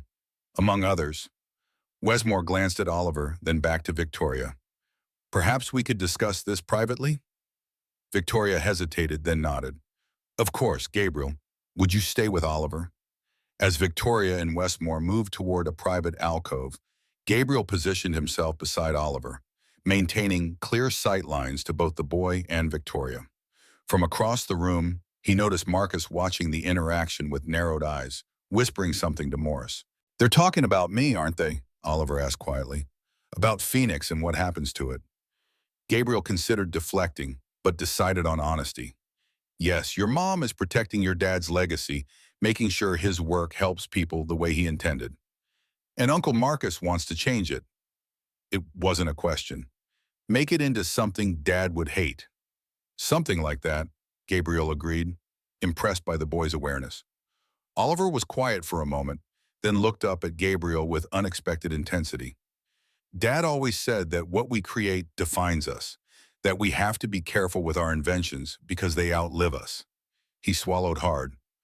I don't want his creation to become something bad after he's gone. The simple statement carried the weight of a child trying to protect not just a legacy, but a memory, trying to ensure that what remained of his father in the world stayed true to who Michael Chen had been. Gabriel felt a surge of protective instinct that went beyond professional obligation.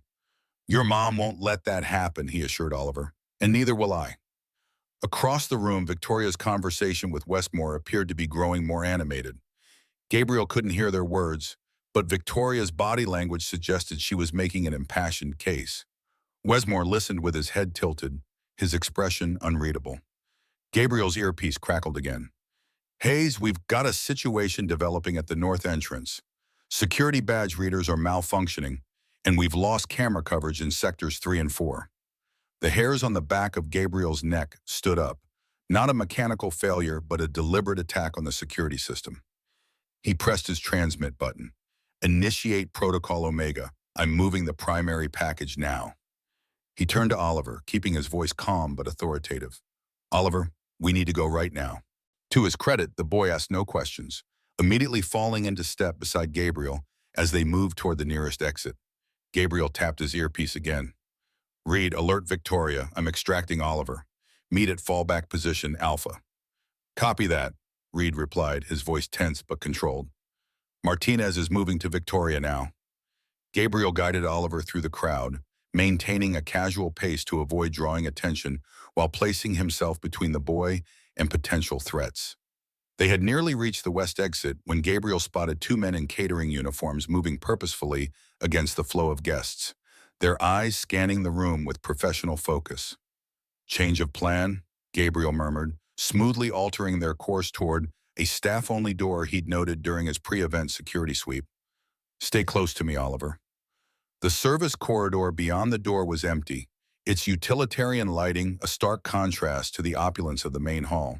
Gabriel led Oliver quickly through the back areas of the museum, navigating based on the floor plan he'd memorized. Are those men trying to hurt us? Oliver asked, his voice remarkably steady despite the circumstances. I don't know their intentions, Gabriel answered honestly, but I'm not taking chances with your safety. They rounded a corner and nearly collided with a museum security guard. The man's hand dropped to his hip instinctively before he recognized Gabriel's security credentials. There's a situation developing, Gabriel explained quickly. I need to get this boy to the loading dock exit immediately. The guard nodded. Follow me, we can use the service elevator. As they stepped into the elevator, Gabriel's earpiece came alive with Reed's urgent voice. Hayes, be advised. Victoria is secure, but we've identified 4 hostile actors in the building. They appear to be targeting Oliver specifically. Repeat, they want the boy, not Victoria. Cold understanding washed over Gabriel. This wasn't about corporate espionage or stealing Phoenix technology. This was a kidnapping attempt using Oliver as leverage against Victoria. The elevator doors opened onto the museum's cavernous basement level.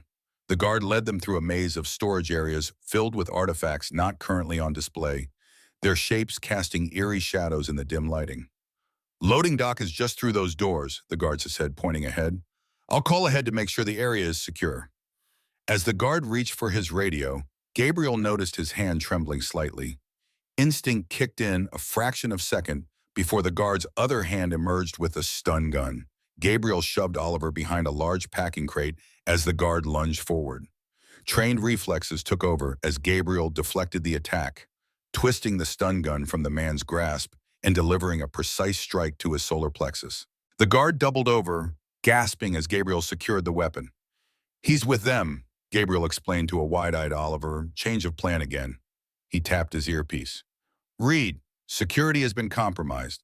Unknown how many infiltrators. Moving to extraction point, Bravo. Only static answered him. Either the basement walls were blocking transmission, or the communication system had been deliberately jammed. Neither possibility boded well. Gabriel weighed their options. The loading dock was now a potential trap, and returning upstairs would mean fighting through an unknown number of hostiles. That left one alternative, the museum's mechanical rooms, which would lead to maintenance tunnels connecting to the adjacent buildings. Oliver, I need you to listen very carefully, Gabriel said, crouching to the boy's eye level. We're going to move through some very tight spaces. It might be scary, but I need you to be brave and follow me exactly, okay? Oliver nodded, his face pale but determined. I'm not scared. Well, not too scared. It's okay to be scared, Gabriel assured him. Being brave isn't about not feeling fear. It's about doing what needs to be done, even when you're afraid. He led Oliver deeper into the basement, using the emergency floor plan in his memory to navigate toward the mechanical areas. The labyrinthine storage section was eerily quiet, except for the distant hum of air handlers and their own careful footsteps. They had nearly reached the mechanical room access when Gabriel heard voices ahead. At least two men, their tones clipped and professional. He pulled Oliver into the shadow of a large crate, listening. "The boy has to be down here somewhere," one voice said. Donovan said Hayes was heading for the loading dock. "Donovan's neutralized," replied the second voice. "Hayes is ex-military. He took him down and changed course. Morris wants the kid unharmed. He's no use as leverage if he's damaged. Just find him. The mother's coming apart upstairs, thinking her precious boy might be hurt. Another hour of this, and she'll sign over Phoenix just to get him back." The voices moved away, but their words remained, crystallizing the situation for Gabriel. This was indeed about Phoenix, using Oliver to force Victoria's cooperation, and Stephen Morris was behind it all. Gabriel turned to Oliver, whose face showed he'd heard and understood every word. "They want to use me to make Mom give them Phoenix," the boy whispered. "They won't get that chance," Gabriel promised, "but we need to move quickly and quietly now." They slipped into the mechanical room, a hot, noisy space filled with humming equipment. Gabriel located the maintenance access panel and quickly removed it, revealing a narrow utility tunnel beyond. "It's tight, but we can make it," he told Oliver.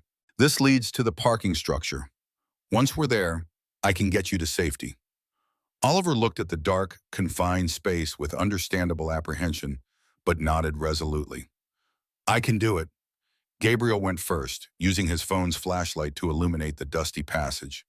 Oliver followed, his breathing quick but controlled as they crawled through the claustrophobic tunnel. The heat was oppressive, and the rumble of machinery surrounded them, but they made steady progress. After what felt like an eternity but was probably only minutes, they reached another access panel. Gabriel listened carefully before carefully pushing it open, revealing a dimly lit utility room in the adjacent parking structure. "Almost there," he told Oliver, helping the boy out of the tunnel. "My car is on level 3. Once we reach it, we'll contact your mother and the police." They had just stepped into the stairwell when a figure emerged from the shadows above them. Marcus Chen, a pistol held casually in his manicured hand. "Oliver, Mr. Hayes." Marcus' voice was calm, almost conversational. "That was quite the impressive escape. Military training certainly has its uses." Gabriel pushed Oliver behind him, assessing their options. The stairwell offered little cover, and with Marcus above them, retreat was their only viable option. "Uncle Marcus," Oliver's voice was small with betrayal.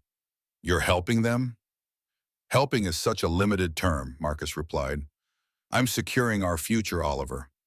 Your father's technology is worth billions, but only if it's properly applied." "You're honoring Dad's wishes," Oliver shot back with surprising vehemence. "Your father was an idealist who didn't understand the real world," Marcus said, his tone hardening. "Phoenix's military applications will save more lives by preventing conflicts than it ever could as a medical device."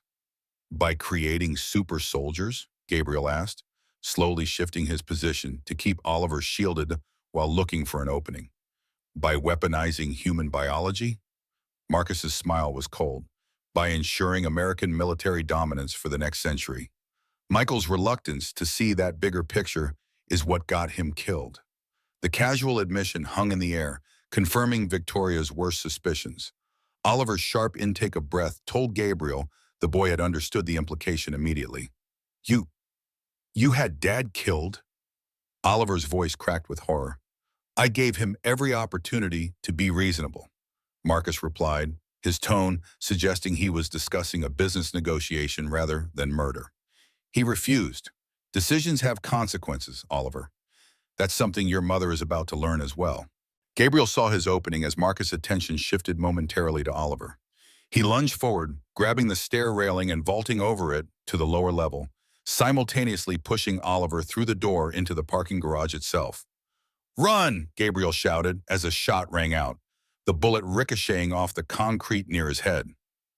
Oliver sprinted across the parking level, Gabriel close behind him. They weaved between parked cars as Marcus appeared at the stairwell door, taking more careful aim with his second shot. Gabriel felt a white-hot pain across his upper arm as the bullet grazed him, but kept moving. "Level 3, he gasped to Oliver, pointing toward another stairwell, black SUV near the elevator. They reached the stairs and pounded upward, the sound of pursuit echoing behind them. Gabriel's training kicked in as he calculated angles, cover positions, and escape routes. The SUV had enhanced security features, bulletproof glass, and a direct line to Victoria's security team.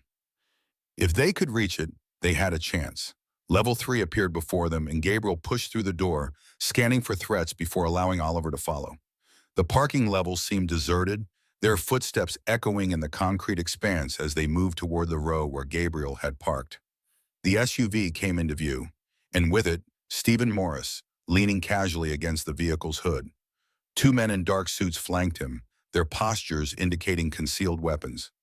Gabriel pulled Oliver behind a concrete pillar, assessing their deteriorating situation. Marcus would be coming up the stairs behind them.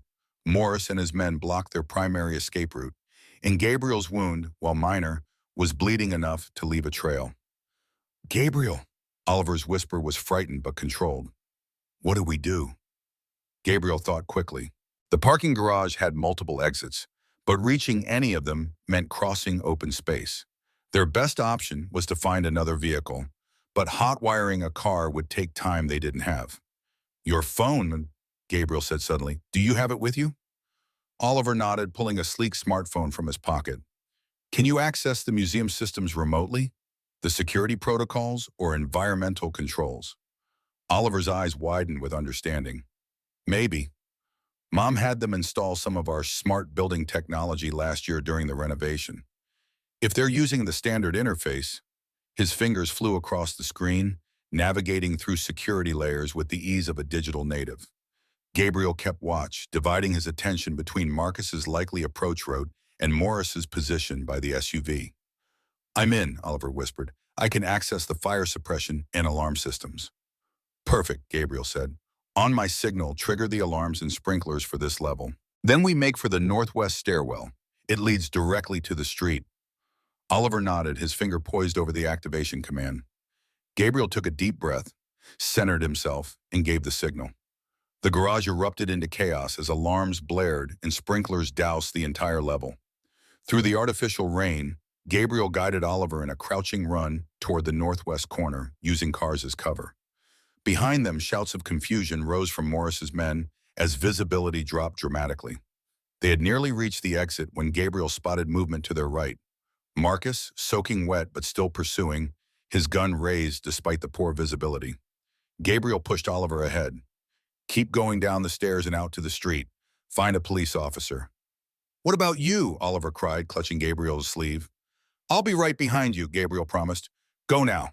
As Oliver disappeared through the exit door, Gabriel turned to face Marcus, calculating the distance between them and the likelihood of reaching cover before Marcus could fire. "It's over, Hayes," Marcus called through the falling water. "Morris has men on every exit. The boy won't get far." "You killed your partner," Gabriel replied, slowly shifting position to draw Marcus away from Oliver's escape route. "Your own sister's husband, for money." "For vision," Marcus corrected, advancing cautiously. "Phoenix was my idea originally. Michael stole it, redirected it, diminished it. I'm simply reclaiming what should have been mine." "And Oliver, is he just collateral damage in your reclamation?" Something flickered across Marcus's face, the first hint of genuine emotion Gabriel had seen from him. "Oliver won't be harmed. He's still my nephew." "The nephew whose father you murdered?" Gabriel noted, continuing to back away, drawing Marcus further from the stairwell. "I'm sure he'll be thrilled to have you as a guardian after Victoria signs over Phoenix to save him." Marcus's expression hardened. Sometimes sacrifices must be made for progress. History vindicates the visionaries, not the sentimentalists. "Is that what you tell yourself?" Gabriel was nearly at the opposite wall now, Marcus following his plan. "That you're a visionary instead of a murderer and a kidnapper?" Marcus raised his gun, anger finally breaking through his controlled exterior. "Enough! Where is the boy?" The stairwell door burst open behind Marcus before Gabriel could answer. Victoria stood there, flanked by Reed and two security officers, her evening gown incongruous against their tactical gear. Her eyes locked with Gabriel's across the distance, relief visible even through the still falling sprinkler rain. "He's safe, Marcus," Victoria said, her voice carrying despite the alarms. Oliver reached the street. The police are already taking Morris into custody. "It's over." Marcus turned, momentarily distracted by his sister's arrival, and Gabriel seized the opportunity. He lunged forward, closing the distance before Marcus could react, and disarmed him with a precise strike to the wrist. The gun clattered to the concrete as Reed and his team moved in to secure Marcus. Victoria rushed to Gabriel, her hands reaching for him instinctively before stopping at the sight of blood on his sleeve. "You're hurt," she said, her voice catching. "It's nothing," Gabriel assured her. "Is Oliver safe?" "With the police," she confirmed. "He told them everything about Morris, about the kidnapping attempt." Her voice faltered. "About what Marcus said regarding Michael's death." Gabriel nodded, the adrenaline of the confrontation beginning to fade, leaving bone-deep weariness in its wake. "I'm sorry, Victoria. No one should have to hear that about someone they loved." Victoria's composure cracked then, the careful control she'd maintained through corporate battles and personal losses finally giving way. Gabriel caught her as she swayed, pulling her against him despite the water still falling around them, heedless of her ruined gown or his bloodied shirt. "I thought I'd lost him," she whispered against Gabriel's chest, her words meant only for him. "When Reed told me Oliver was missing, all I could think was that I'd failed. Failed Michael. Failed Oliver. Failed at the one thing that truly matters." "You didn't fail," Gabriel said gently, his arms tightening around her. "Oliver is safe, and now you know the truth about Michael. You can finally get justice for him." Victoria looked up, her face wet with sprinkler water and tears she'd held back for 5 years. "Because of you. You saved Oliver. You saved me. Again." In the intimacy of this moment struck Gabriel with unexpected force. This powerful woman allowing herself to be vulnerable with him, trusting him with not just her son's life, but her own grief and fear. Before he could respond, Reed approached, tactfully clearing his throat. "Ms. Chen, the police need your statement, and the paramedics want to check Mr. Hayes' injury." Victoria straightened, composing herself with visible effort. "Of course. Thank you, David."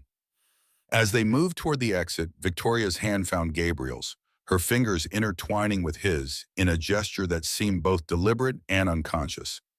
Gabriel returned the pressure, offering silent support as they prepared to face the aftermath of the night's events. What an incredible turn of events.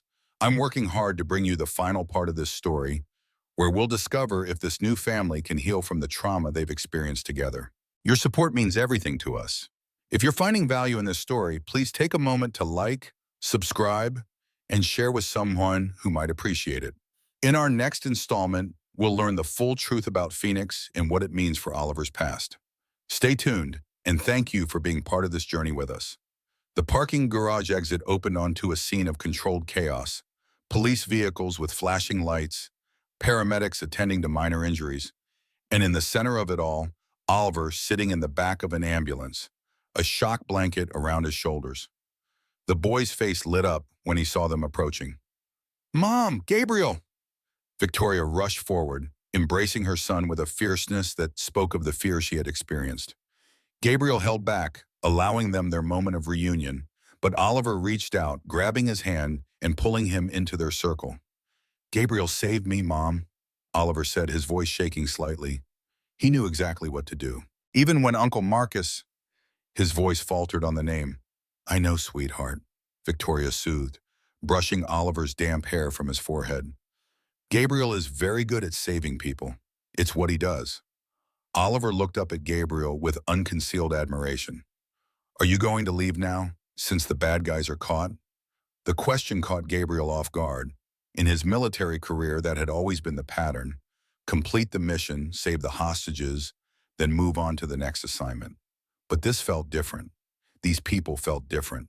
"I'm not going anywhere," Gabriel said firmly, surprising himself with the certainty he felt. "Not unless you and your mom want me to." "We don't," Oliver said immediately, looking to Victoria for confirmation. "Right, Mom?" Victoria's eyes met Gabriel's over her son's head, complex emotions passing between them. Gratitude and fear, hope and hesitation. "No," she agreed softly. "We very much want you to stay." A paramedic approached to check Gabriel's arm, breaking the moment. As the wound was cleaned and bandaged, Gabriel watched Victoria giving her statement to a detective, her composure fully restored despite her bedraggled appearance. Oliver remained close to his mother, occasionally glancing toward Gabriel as if to reassure himself that he was still there. Noah would be worried sick, Gabriel realized suddenly. He'd been safe at the Chen estate with Elena during the gala, but by now he would have heard about the incident from the news or from Elena herself. Gabriel pulled out his phone to call, but it was dead, likely damaged by the sprinkler system. Here, Victoria said, appearing at his side and offering her own phone. Call Noah. Tell him we're all okay and coming home soon. Gabriel accepted the phone gratefully. Thank you, he'll be worried. Of course he will, Victoria said, her tone softening. He loves you, and he's grown quite attached to Oliver too. As Gabriel dialed, he reflected on how quickly their separate lives had become intertwined. Two single parents and two boys, forming connections none of them had anticipated. Noah answered on the first ring, his voice thick with tears that he tried manfully to disguise. Hello? Hey, buddy, Gabriel said gently. We're all okay. A little wet and tired, but okay. Elena said there were bad guys, Noah said, and that Uncle Marcus was one of them. Gabriel winced at the uncle designation. The boys had grown that close already. There were some bad people, yes, but the police have them now, and Oliver and Victoria are safe. Are you coming home soon? Home? The word resonated in a way Gabriel hadn't expected. The guest house on the Chen estate had become home with surprising speed, as had the people now gathered around him. Yes, buddy, we're all coming home soon. As Gabriel ended the call, he found Victoria watching him, her expression open in a way he hadn't seen before. The careful corporate mask had fallen away, leaving just a woman who had nearly lost everything that mattered to her. Gabriel, she said quietly, stepping closer, I need to tell you something. Before we go back, before we face all the questions and complications that are coming.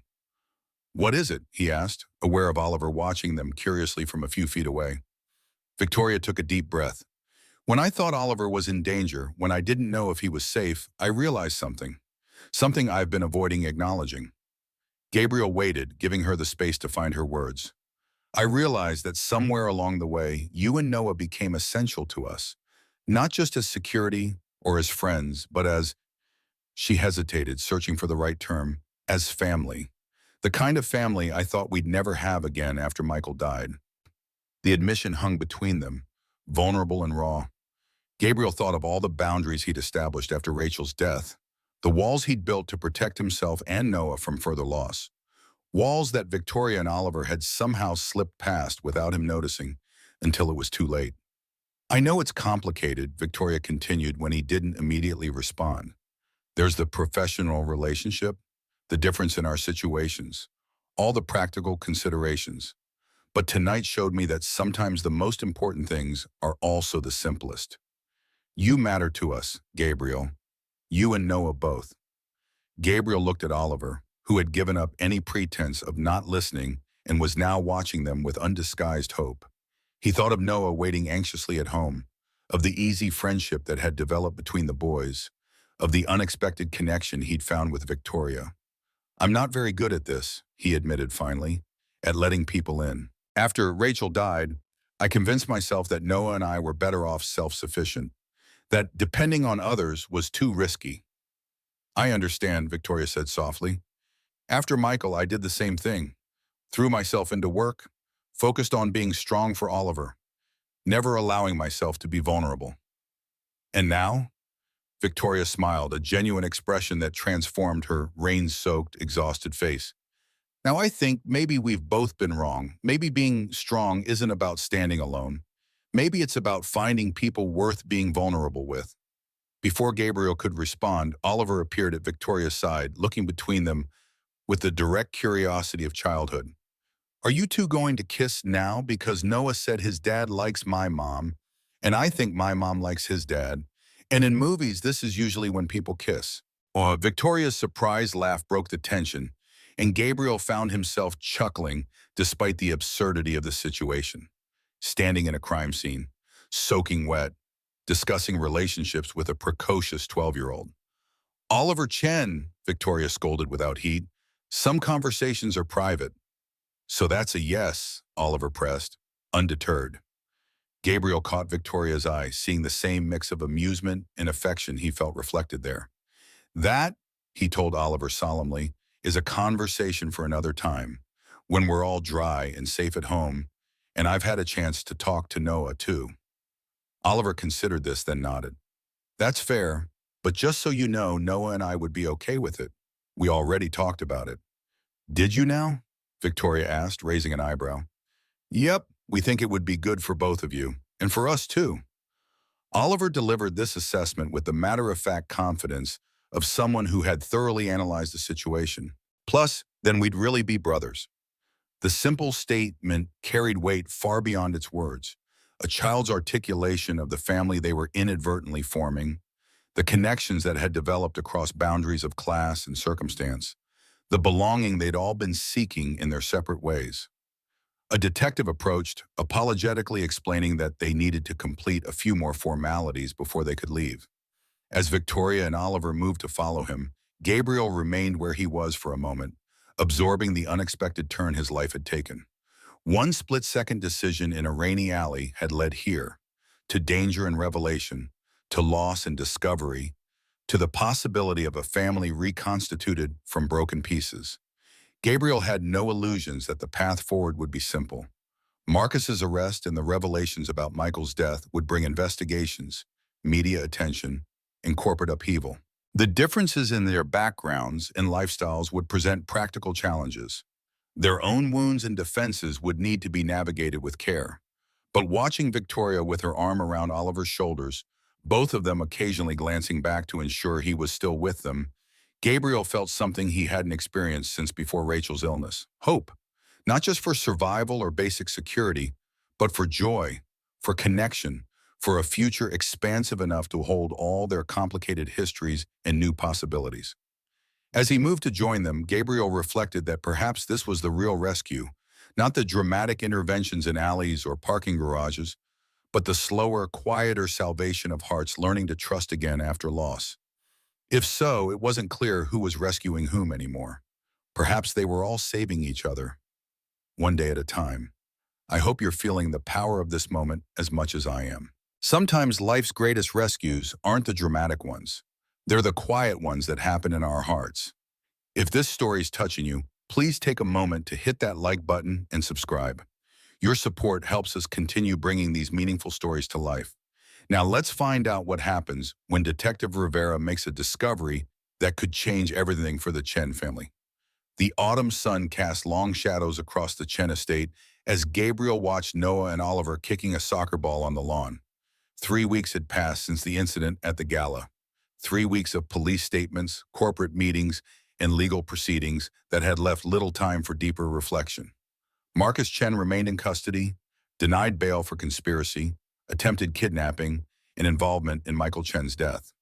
Stephen Morris faced federal charges, while Victoria worked tirelessly to stabilize Chen Global after the scandal initially sent stocks plummeting. Despite the professional boundaries they'd maintained since that moment of vulnerability in the parking garage, Victoria had taken to stopping by the guest house in the evenings, ostensibly to discuss security, but inevitably staying for dinner or to help the boys with homework. They're getting good, Victoria said, appearing beside Gabriel at the window. Oliver's never been interested in sports before. Noah's influence. He thinks every problem can be solved with either a soccer ball or a robot. Victoria smiled, the expression softening the fatigue lines on her face. Not a bad philosophy. Gabriel noted her formal business attire despite the late hour. Tough day? The board voted on Phoenix today, whether to continue with the medical applications or consider alternatives. They want the military contracts. Victoria nodded. Arthur Westmore stood by me. His vote plus mine gave us the majority, but it was close. 3 members sided with Marcus's vision even after everything. Those military contracts would be worth billions. Those 3 board members have been asked for their resignations, Victoria said with a hint of steel. Phoenix will proceed as Michael intended, as a medical breakthrough, not a weapons platform. He would be proud of you. I hope so. Victoria's voice softened. The district attorney called today. They're formally charging Marcus in Michael's death. The evidence from Morris's files is substantial. Gabriel covered her hand with his. I'm sorry, I know this can't be easy. Victoria looked down at their hands. then intertwined their fingers. Deep down, I think I always suspected Marcus was involved. I just didn't want to believe my own brother could. Family can hurt us more deeply than anyone because we want so badly to believe the best of them. Victoria met his gaze, their connection palpable in the fading light. The boys have been asking when we're going to the cabin. Oliver keeps talking about teaching Noah to fish. The mountain retreat, rarely used since Michael's death, had become a frequent topic among the boys, who craved escape from the press coverage and legal proceedings. Noah's never been fishing, Gabriel admitted. Rachel and I always talked about taking him camping, but then she got sick, and after, his shrug encompassed all their deferred dreams. We could go this weekend, Victoria suggested casually, despite the invitation's weight. The Phoenix announcement will be made tomorrow. It might be good for all of us to get away. The proposal hung between them, ostensibly about the children, but laden with unspoken possibilities. A weekend away from the boundaries that had defined their relationship. I think the boys would love that, Gabriel replied carefully, and it would be good for them to have some normal experiences. Victoria's smile held a hint of amusement at their mutual caution. For all of us, I think. Shall we tell them at dinner? The boys' excited whoops when they announced the trip echoed through the guest house that evening. Gabriel caught Victoria watching with a wistful expression, as if glimpsing a family life she'd resigned herself to never experiencing again. Later, after Victoria and Oliver had returned to the main house and Noah was asleep, Gabriel's phone buzzed with a text from Detective Rivera. New information on the Chen case. Need to meet tomorrow. Important. Gabriel frowned. The case against Marcus seemed solid. What could be significant enough to warrant an urgent meeting? He texted back confirmation, unease settling in his stomach. Just when life seemed to be finding equilibrium, the past reached out with unseen complications. The police station buzzed with activity as Gabriel made his way to Detective Rivera's office. He had dropped the boys at school, promising to pick them up early for their weekend trip. Victoria was at Chen Global, overseeing the Phoenix announcement. Rivera greeted Gabriel with a firm handshake, gesturing him into her cluttered office. Thanks for coming. This isn't something I wanted to discuss over the phone. What's happened? Gabriel asked, taking the offered seat. Rivera opened a file folder containing photographs of technical diagrams, medical scans, and a child's drawing. These were found in Michael Chen's safe deposit box. The bank only recently connected it to our investigation. Gabriel studied the images, recognizing Phoenix's core technology in the diagrams, though the applications seemed different. What am I looking at? According to our experts, these are designs for a Phoenix variant specifically for pediatric neural applications. Rivera tapped the medical scans. These are brain scans of a child with severe neural damage, alongside projections of how Phoenix might repair those pathways. She paused. The scans are of Oliver Chen from when he was 5, after an accident that isn't documented in any hospital records we can find. The revelation landed like a physical blow. Oliver was injured? Victoria never mentioned anything like that. There's more. Rivera pushed forward the child's drawing, a crude depiction of a car going off a cliff with stick figures labeled Dem and Me. This was with the documents. Handwriting analysis confirms it was drawn by Oliver. Gabriel stared at the drawing, its implications crystallizing with terrible clarity. Oliver was in the car with Michael when he died. He witnessed his father's murder. Rivera nodded grimly. And based on these records, he sustained significant brain trauma in the crash. Trauma that Michael was apparently trying to treat using an early Phoenix prototype. But Oliver's fine now. No signs of cognitive impairment, which suggests the treatment worked. Rivera leaned forward. These documents indicate Phoenix wasn't originally designed for general medical diagnostics. It was created to repair neural damage suffered by Michael's own son. The pieces aligned in Gabriel's mind. Victoria's fierce protection of Phoenix, her commitment to preserving Michael's vision, the gaps in Oliver's early medical records. Does Victoria know you found these? He asked. Not yet. I wanted to speak with you first, given your position in the household. Rivera studied him carefully. This complicates the case against Marcus.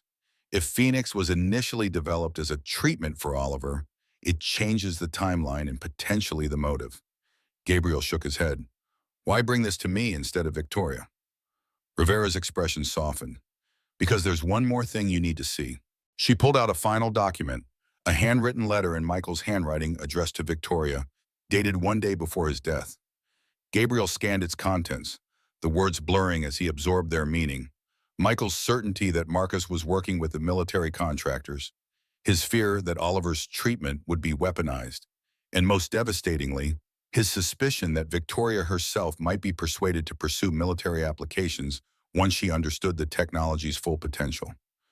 Michael didn't trust his wife with the truth, Gabriel said quietly. It appears he had concerns about what choices she might make, Rivera confirmed. The letter indicates he planned to remove critical components of Phoenix's neural interface design, components necessary for military applications but not for basic medical diagnostics. If Victoria had not known about Oliver's treatment or the true origins of Phoenix, it would shake the foundation of everything she believed about her husband and his work. And if Oliver had witnessed his father's murder, but had no conscious memory due to his injuries.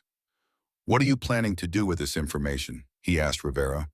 "Officially, it becomes part of the case against Marcus, but unofficially," she paused. "I thought you should have a chance to prepare Victoria and Oliver before they're blindsided in court. The media coverage will be brutal once this comes out." Gabriel nodded, grateful for her consideration. "When will you need to make this official?" "I can give you until Monday. After that, it goes in the formal record." Rivera gathered the documents back into the folder. "I'll have copies made for you. And Hayes, for what it's worth, I'm sorry. This kind of truth is never easy, especially for the boy." Gabriel left the police station, the folder of copied documents feeling heavier than its physical weight. The weekend at the cabin, which had promised a respite, now loomed as the setting for new revelations that would inevitably cause more pain. Yet perhaps away from the pressures of the city, it might also be the safest place for Victoria and Oliver to confront these buried truths. As he drove to meet Victoria after the Phoenix announcement, Gabriel wrestled with the implications. Oliver had witnessed his father's murder, had been injured severely enough to require experimental treatment, and had then lost all memory of the event. The technology that had saved him had become both his father's legacy and the catalyst for his uncle's betrayal. And at the center stood Victoria, brilliant, determined Victoria, who had spent 5 years fighting to preserve what she believed was her husband's vision. Unaware that the technology she championed had originally been developed to save her son. The Phoenix announcement would be over by now, Victoria's careful plans for Michael's legacy proceeding exactly as she had intended, and Gabriel was about to shatter her understanding of that legacy entirely. We've reached a crucial turning point in our story, a moment where truth and healing hang in the balance. Before we continue to the cabin and the difficult conversations ahead, I want to thank you for staying with us. Creating these stories takes time and dedication, and your support by liking and subscribing helps us reach more people who might find meaning in these journeys. Now let's join Gabriel, Victoria, and the Moss as they head to the mountain cabin where everything will change. The mountain road wound through forests ablaze with autumn colors, the afternoon sun gilding the edges of maple and oak leaves. In the back seat of Victoria's Range Rover, Noah and Oliver had finally dozed off, heads lolling as the vehicle climbed higher into the mountains. Gabriel glanced at Victoria behind the wheel, noting the tension in her jaw despite her outward composure. He had shown her Rivera's folder that morning after the triumphant Phoenix announcement that had sent Chen Global stocks soaring. She had read through the documents in silence, her face betraying no emotion until she came to Oliver's drawing. Then, for just a moment, her careful control had cracked, a single tear tracking down her cheek before she wiped it away. "The cabin," she had said when she finally spoke. "We'll discuss this at the cabin, not here, not where." She had gestured vaguely at the corporate headquarters. Oliver deserves better than that. Now, miles from the city, Gabriel could see her preparing herself for the conversation to come. She had insisted on driving, perhaps needing the task to occupy her hands and mind during the journey. "They look peaceful," she said softly, eyes flicking to the rearview mirror. "Hard to believe everything they've been through." "Children are resilient, more than we give them credit for." Victoria nodded, her gaze returning to the winding road. "I've been trying to remember that trip, the one before Michael's accident. Oliver was so excited about going to the cabin. We were supposed to stay for a week, but I got called back for an emergency board meeting after just 2 days." Her knuckles whitened on the steering wheel. "I flew back to the city, They were going to follow the next day. If I had stayed, you can't do that to yourself, Gabriel said gently, revisiting every decision, imagining different outcomes. It's a path with no end. But I should have known, Victoria whispered. After the accident, Oliver was different, quieter. They told me it was trauma from losing his father, but now I see there was more. And Michael, all those late nights, he said he was working on Phoenix's medical applications. He was trying to help our son, and I never knew. Gabriel reached across the console, his hand covering hers on the gear shift. You didn't know because Michael chose not to tell you. That was his decision, not yours. Why wouldn't he tell me about Oliver's injuries? Why keep something so important a secret? I don't know, Gabriel admitted. Maybe he thought he was protecting you both. Maybe he feared how you'd react to the experimental treatment. Or maybe he didn't trust me, Victoria finished. Maybe he believed I would choose the military applications once I understood what Phoenix could really do. We can't know what he was thinking, Gabriel said. All we can do now is decide how to help Oliver understand the truth. Victoria fell silent for several miles. When she spoke again, her voice was steadier, decision replacing doubt. Oliver deserves to know his own history, and he deserves to know that his father loved him enough to create Phoenix specifically to help him. Whatever Michael thought of me, whatever doubts he had about my priorities, there's no question he was a father who would do anything for his son. She glanced at Gabriel. You understand that kind of love. Gabriel thought of Noah, of the desperate measures he'd considered during Rachel's illness, the compromises he'd made afterward to keep their small family intact. Yes, he said simply, I do. The cabin appeared around the next bend, nestled among towering pines with a view of the lake below. It was larger than Gabriel had expected, not the rustic retreat he'd imagined, but a beautiful timber-framed home with broad windows and a wraparound porch. The boys woke as the car crunched over gravel. Their excitement immediately rekindled as they tumbled out to explore. Victoria watched them race toward the dock extending into the lake, a complex mixture of emotions crossing her face. Michael built this place before we were married, and she said, before Chen Global, before all the success. He used to say it was the only place he could really think clearly. She turned to Gabriel, her expression resolute. I think he would want Oliver to know the truth here, in the place he loved most. When will you tell him? Tomorrow, Victoria decided. Let him have today, fishing and exploring and just being a boy without worries. We'll talk in the morning. As they unpacked and settled in, Gabriel was struck by how naturally they moved around each other, the four of them falling into domestic patterns as if they'd been doing it for years rather than weeks. Victoria knew exactly which bedroom Noah would love most, the one with the small loft accessible by ladder, while Gabriel instinctively handled the heavier luggage and started the water heater without being asked. By evening, they had settled around a fire in the massive stone fireplace, the boys playing chess on an antique set while Victoria prepared hot chocolate in the open kitchen. Gabriel found himself watching her, noting how different she seemed here, her corporate armor set aside, dressed in jeans and a soft sweater, her hair loose around her shoulders. You're staring, she said without looking up from the saucepan she stirred.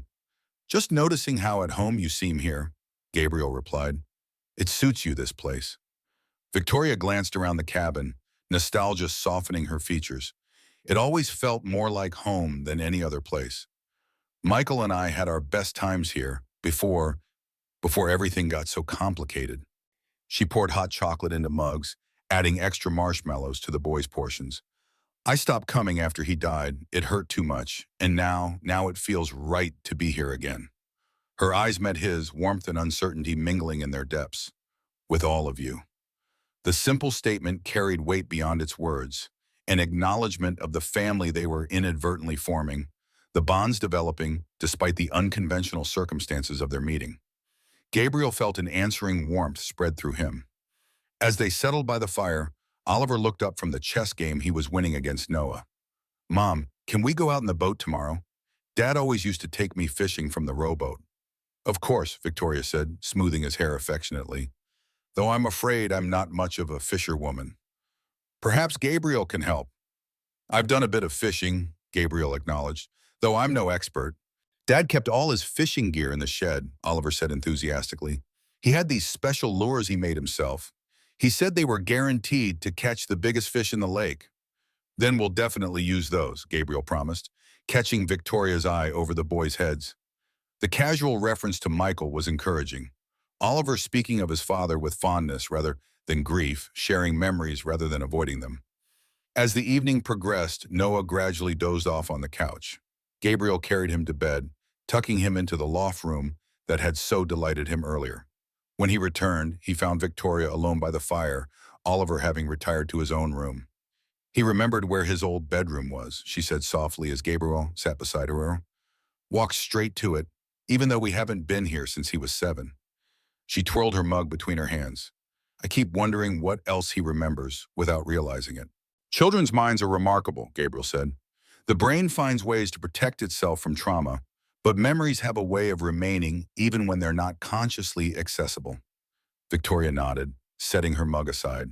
That's what frightens me about tomorrow. What if discussing the accident triggers memories Oliver isn't prepared to handle?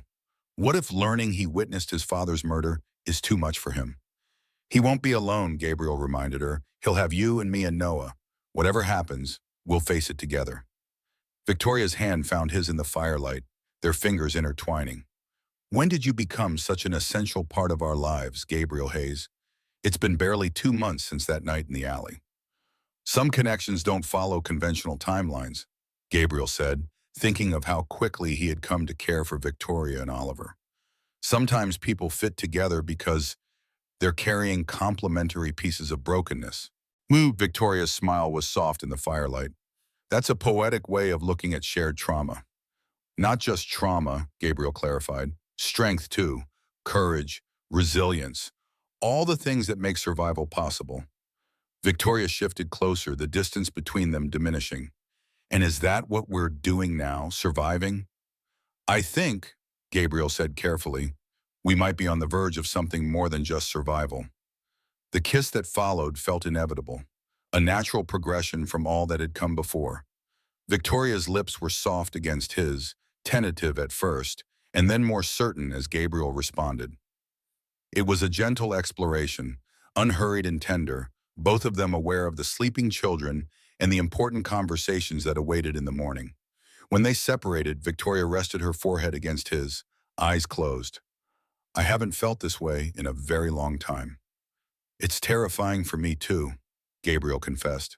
After Rachel died, I convinced myself that chapter of my life was closed permanently. And now I'm reconsidering a lot of things I thought were certain.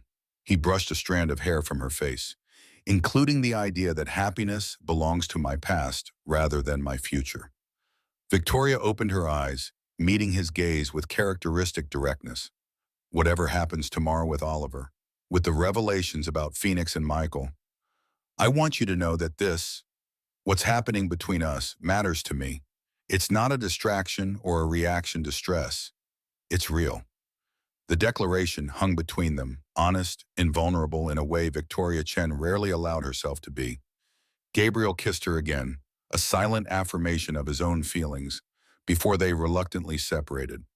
We should get some rest, Victoria said, though she made no move to stand. Tomorrow will be challenging. I'll be right beside you, Gabriel promised, whatever happens. I hope you're feeling the genuine connection forming between these two wounded people. Before we move to the morning's difficult conversation, I want to acknowledge everyone who's been with us through this journey. Your support truly matters to us. If you're enjoying this story, please take a moment to like this video and subscribe to our channel. Now let's see how Oliver responds to the truth about his past. Morning arrived with crystalline clarity, sunlight streaming through the pines. Gabriel woke early, finding Noah still asleep in his loft and the rest of the cabin quiet. He made coffee in the kitchen, watching the mist rise off the lake through the broad windows. Victoria joined him as the first cup finished brewing, dressed in flannel and jeans, her face free of makeup. I didn't sleep much, she admitted, accepting the mug he offered. Understandable. Have you decided how you want to approach this with Oliver? Victoria nodded, leaning against the counter beside him. Directly but gently. I think we should show him the documents, the medical records, even his own drawing. He deserves to understand what happened to him and how Phoenix came to be. And Michael's letter to you? A shadow crossed Victoria's face. That part I'm less certain about. The implications about my priorities, about what Michael thought I might do with Phoenix. I don't want to color Oliver's understanding of his father. You don't have to decide everything this morning, Gabriel reminded her. Some truths can wait until Oliver's ready for them. Their conversation paused as they heard movement from the bedrooms. Oliver emerging first, his hair tousled from sleep, but his eyes alert. He stopped at the sight of them together in the kitchen, his observant gaze noting their proximity to each other. Morning, he said, a small smile playing at the corners of his mouth. Did you two finally kiss last night? Victoria nearly choked on her coffee while Gabriel couldn't suppress a chuckle at the boy's directness. Good morning to you too, Oliver, he deflected. Sleep well? Better than at home, Oliver admitted, accepting the glass of orange juice Victoria handed him.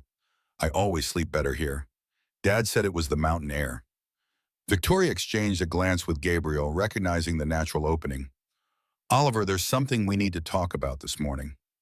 Something important about your father. And about you. Oliver's expression grew serious, his perceptiveness once again belying his years. Is it about the accident? About why Dad died? The question hung in the air, confirming what Gabriel had suspected, that Oliver sensed there were gaps in his understanding of his father's death, questions that had never been fully answered. Yes, Victoria said gently, but it's also about you and about Phoenix. There are things I've only recently learned myself, things your father never told me. What kind of things? Oliver asked, wariness creeping into his voice. Victoria gestured toward the living room. Let's sit down. I have some documents to show you. As they settled around the coffee table, Noah appeared, rubbing sleep from his eyes. Gabriel pulled him aside gently, explaining that Victoria and Oliver needed some private time to discuss family matters. Noah nodded with surprising understanding, content to explore the cabin's bookshelves while the conversation unfolded. Victoria began carefully, showing Oliver the medical scans and explaining in simple terms what they revealed, that he had suffered a brain injury in the same accident that had taken his father's life. Oliver studied the images with the focused attention he brought to all new information, asking occasional questions about the technical details. So I was hurt when Dad died, he said finally, but I got better. Yes, Victoria confirmed, and that's where Phoenix comes in. She showed him the technical diagrams explaining how Michael had originally developed the neural interface technology specifically to help repair Oliver's brain injury. Phoenix was created to help you, Oliver. Your father designed it because he loved you and wanted to heal you. Oliver absorbed this, his expression thoughtful rather than distressed. Is that why I don't remember the accident? Because of my brain injury? Victoria hesitated, looking to Gabriel for support. He nodded encouragingly and she continued, partly, yes, but there's something else you need to see.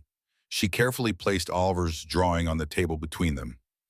You drew this shortly after the accident. The doctors found it among your things at the hospital.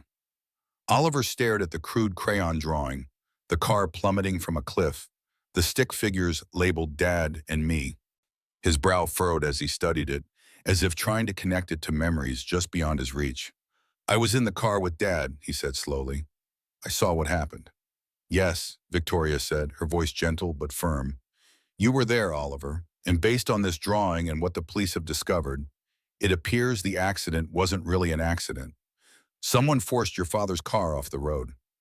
Uncle Marcus, Oliver said immediately, the connection forming in his mind with startling quickness. It was Uncle Marcus, wasn't it? That's why he's in jail now. Victoria nodded, watching her son carefully for signs of distress. The police believe so, yes. They think Uncle Marcus wanted Phoenix for military purposes. And when your father refused, he took drastic action. Oliver was quiet for a long moment, processing this confirmation of something he seemed to have already suspected on some level. When he spoke again, his voice was smaller, more vulnerable than before. Did I know? Before my injury, did I know Uncle Marcus hurt Dad? I don't think so, Victoria said, moving to sit beside him and putting her arm around his shoulders. I think your brain protected you from that memory, and Phoenix's treatment helped heal the physical damage without restoring the traumatic memories. Oliver leaned into his mother's embrace, accepting the comfort she offered. That's why Dad made Phoenix, to help kids like me with brain injuries, Not for soldiers or military stuff. Exactly, Victoria confirmed. Your father was very clear about that. Phoenix was meant to heal, not harm. That's why I fought so hard to keep it focused on medical applications. Gabriel watched the interaction with a deepening respect for both Victoria and Oliver, for her courage in sharing these difficult truths, and for his remarkable resilience in absorbing them. Noah had crept closer during the conversation, sensing its importance, and now sat quietly beside Gabriel, his presence a silent support. Do I have to remember? Oliver asked suddenly, looking up at his mother with worry in his eyes. The accident? I mean, do I have to try to remember what happened? Victoria stroked his hair gently. No, sweetheart, you don't have to remember anything you're not ready for. Some memories may come back on their own over time, or they may not. Either way is okay. Oliver nodded, seeming relieved by this assurance. Then his gaze fell on another document, partially visible in the folder. Michael's letter to Victoria, its handwriting recognizable even from across the table. Is that from Dad? He asked, reaching for it before Victoria could intervene. Gabriel saw Victoria's momentary hesitation, the internal debate about whether to share this final, more complicated truth. But Oliver had already taken the letter, his eyes scanning the first few lines with the eager hunger of a child starved for connections to a lost parent. Victoria met Gabriel's gaze across the room, a silent communication passing between them. Then she nodded slightly, making the decision to allow her son this unfiltered glimpse of his father's final thoughts, whatever pain it might cause her personally. Oliver read slowly, his expression changing as he absorbed Michael's concerns about Marcus, about the military applications of Phoenix, and finally about Victoria herself. When he finished, he looked up at his mother with confusion. Dad thought you might choose the military version of Phoenix, but you didn't. You never would. Victoria's smile was sad but genuine. Your father and I had different perspectives on many things, Oliver. He was an idealist, pure in his vision. I've always been more practical, more willing to consider different options. She took a deep breath. He wasn't entirely wrong to be concerned. If I hadn't known how Phoenix began as a way to help you, I might have been tempted by the military contracts. They would have made the company incredibly valuable. But you chose the medical path anyway, Oliver pointed out, even before you knew about me. I chose to honor what I believed was your father's vision, Victoria clarified. Now I understand it was more than that. It was his love for you made tangible, and that makes me even more certain we're on the right path. Oliver considered this, then refolded the letter with careful precision. Dad was wrong about you, he said with the absolute certainty of childhood. He should have trusted you with the truth. The simple declaration brought tears to Victoria's eyes, tears she had been holding back throughout the entire difficult conversation. Thank you for saying that, she whispered, pulling her son close. You can feel the healing beginning, can't you? This family is finding its way toward wholeness, one truth at a time. We're approaching the conclusion of our story, and I want to thank you for staying with us through this emotional journey. If you've found meaning in these moments of honesty and connection, please show your support by liking this video and subscribing to our channel. Now let's see where this family is 1 year later. 1 year later, the soft lights of the Chen Foundation Gala illuminated the grand ballroom where doctors, scientists, and families gathered to celebrate Phoenix's first year of pediatric treatments. At the center of it all stood Victoria, elegant in a midnight blue gown, addressing the crowd with quiet confidence. 1 year ago, we launched the Phoenix Foundation with a singular mission: to ensure that no child would be denied this life-changing treatment because of financial circumstances. Tonight, I'm proud to announce that we've helped over 200 children recover from traumatic brain injuries that were previously considered untreatable. From his position at the edge of the stage, Gabriel watched Victoria with pride that went beyond professional admiration. She caught his eye and smiled briefly before continuing. Phoenix began as one father's desperate attempt to help his injured son. My late husband, Michael Chen, created this technology out of love, a father's deepest instinct to protect and heal his child. Today, that love has rippled outward to help hundreds of families reclaim possibilities that once seemed lost forever. In the front row sat Oliver and Noah, now 13 and 8, dressed in matching suits and sitting shoulder to shoulder like the brothers they had essentially become. Oliver's journey over the past year had not been easy. There had been nightmares, questions, and moments of grief as he integrated the truth about his father's death and his own forgotten trauma. But there had also been healing, strengthened by the steady support of the family that had formed around him. None of this would have been possible without the unwavering support of my partner in both life and in work. Gabriel Hayes, Victoria continued, her voice warming as she gestured toward him. His courage and compassion reminded us all that family isn't just defined by blood, but by who stands beside you through the darkest times. The simple gold band on Victoria's left hand caught the light as she turned to the page of her speech, matching the one Gabriel wore, symbols of the commitment they had made 6 months earlier in a small ceremony at the lake cabin with only the boys and a few close friends as witnesses. After the gala, as they drove home through the quiet streets, Oliver and Noah dozing in the back seat, Victoria rested her head against Gabriel's shoulder as he drove. Their comfortable silence was the language of people who no longer needed words to communicate their deepest feelings. "Did you ever imagine this?" Victoria asked eventually, her voice soft in the darkness. "That night in the alley when you stepped in to help a stranger, did you ever imagine we'd end up here?" Gabriel thought back to that rainy night that now seemed a lifetime ago, to the desperate single father struggling to make ends meet, to the wounded boy who rarely smiled, to the CEO who had hidden her loneliness behind corporate armor.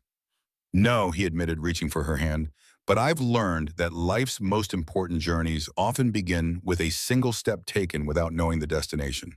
As they pulled into the driveway of what was now their shared home, the boys stirring awake in the back seat, Gabriel reflected on the remarkable path that had led them here. From two broken families had emerged something new and whole, proof that even the deepest wounds could heal with time, love, and the courage to begin again. "Come on, sleepyheads," Victoria called to the boys. "Tomorrow's a school day."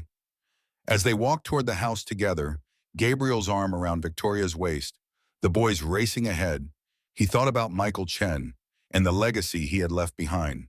Not just Phoenix's healing technology, but the son who carried forward his compassion and brilliance. And perhaps, Gabriel reflected, this family they had created together was a fitting tribute to both Michael and Rachel. Proof that love continued beyond loss, that broken pieces could form new patterns of unexpected beauty. Whatever challenges tomorrow might bring, they would face them as they had faced the past year's trials, together with courage and honesty, as a family forged in adversity, but sustained by choice. And in that knowledge, Gabriel found a peace he had once thought impossible. Thank you so much for joining us on this journey of healing and second chances.